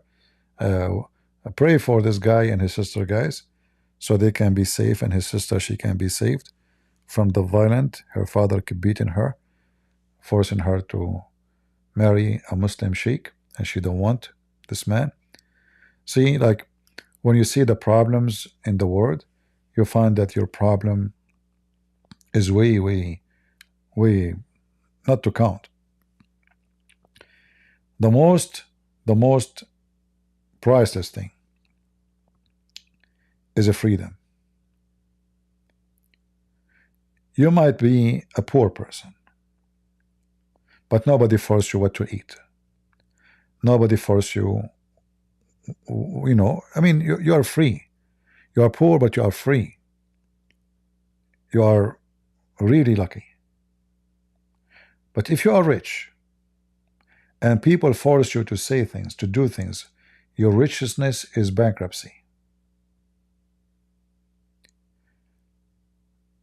They force you to fast. They force you what to eat, what not to eat, what to walk, what to say, what to do, what to dress. They force you. They force everything on you. So what life is about? One of the false argument Muslim they have that Islam is a choice. When Islam forces things on you, how it can be choice? Especially the Muslim, they believe in destiny. So where is the logic and where is the argument? If Allah forced me to do sex and fornicate, why Allah wanna punish me? It's just so stupid. There's no argument in the argument. Allah, He decide for you.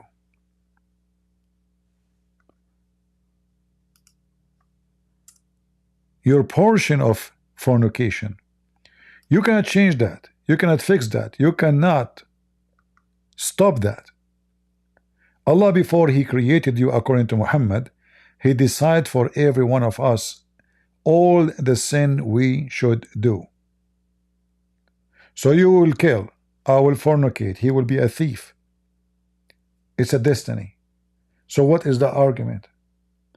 Why He wanna punish me for something He forced me to do? Stupid religion again.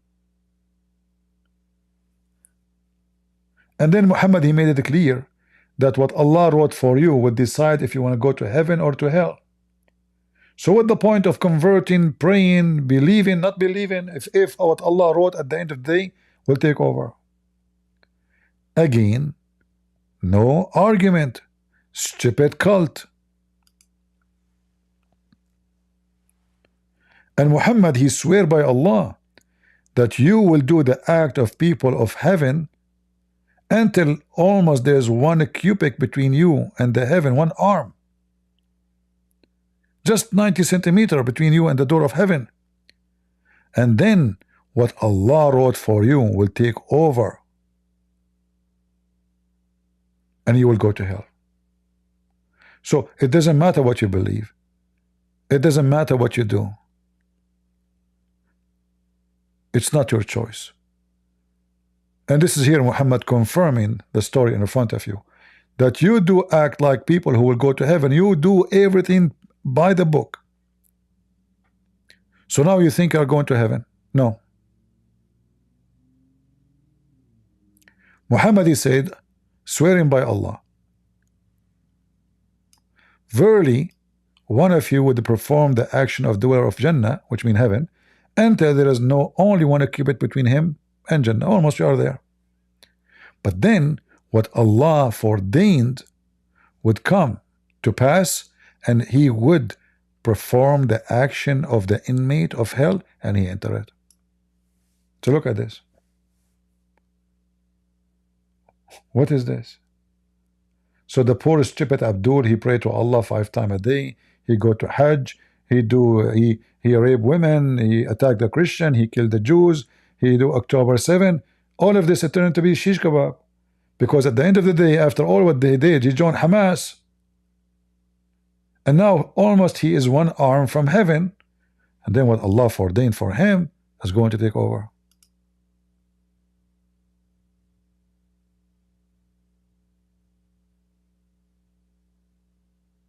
Right? So do you agree with me that Islam has no argument? If you are a Muslim, leave your comment, give me your argument, and we will answer you in coming videos. If you believe Islam have no argument, give me some examples of them in the comment section, not only in the chat, and share your thought about the Muslim argument and how you respond to them. I like when you guys, you use your brain. I share with you my knowledge, you share with me and with others your thinking, because we as a Christians, we are a family and we share knowledge. Maybe one of you can give us a nice wisdom. God, he inspired him to speak something very wise, and all of us, we will learn from it. And yes, we teach each other. There's no teacher. I can be a teacher in a subject, but you can be my teacher in different subject. So share your maybe your answer is not the right one. Maybe we can correct you. So the exchange between us is to arm the Christians, how they can refute always Islam. And as you see, it's so easy to destroy this garbage cult. Even garbage have benefit, it's recycled. Islam does not. Islam is not a religion of benefit. I thought you guys, you can read the screen with me, but I have the picture, I forgot it. Sorry for that. So, and this is the reference, by the way, you can read. This is Al-Bukhari, this is Sahih Muslim, and I can show you more reference.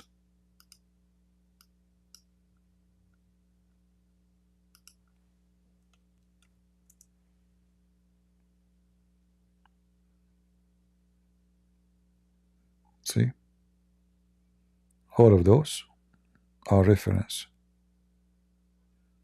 You can choose any of them, and this is authentic, as you see.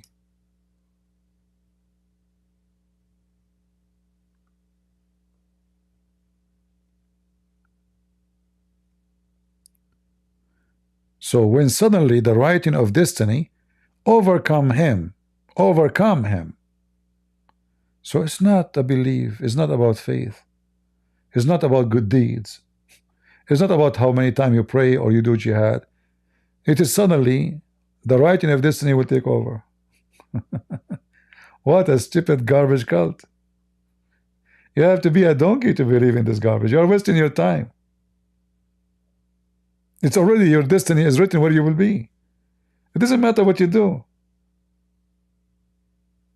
It's already foreordained for you. This is how stupid the arguments of Islam. Again, leave your argument and let us exchange our thoughts and knowledge. And we pray that the Lord, the good Lord, will always guide us and give us a better understanding so we can defeat evil and support good. And remember, always, only God is good. So is Jesus. He is the good shepherd, and he is the good Lord who take care of us. That's why he said clearly that he is the shepherd who take care of his sheep. And the sheep here is not about animals.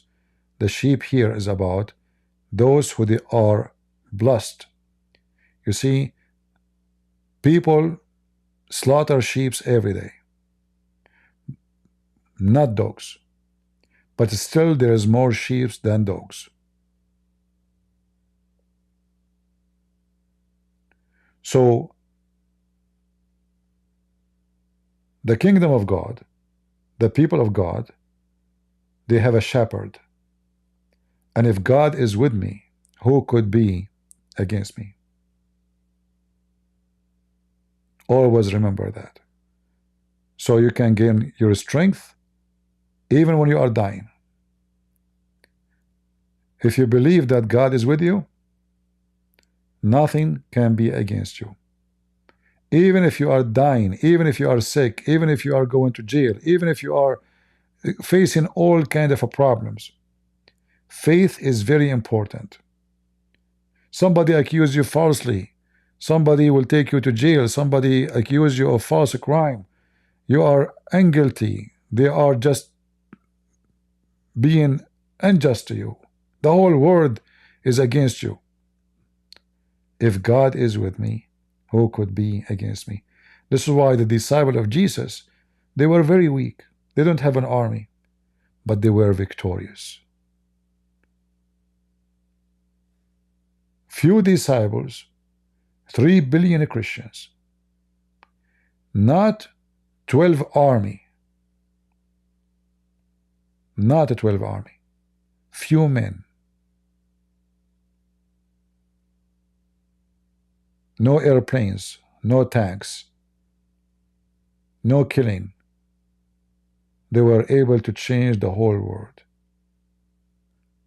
If we look now at the date, this is the date according to our Lord. The whole world run by the date of Christ. So never think that you are weak. For if the Lord is with you, who could be against you? God is good. So is Jesus. And we are the crusade. And you Muslims has no argument. Challenge me. See ya.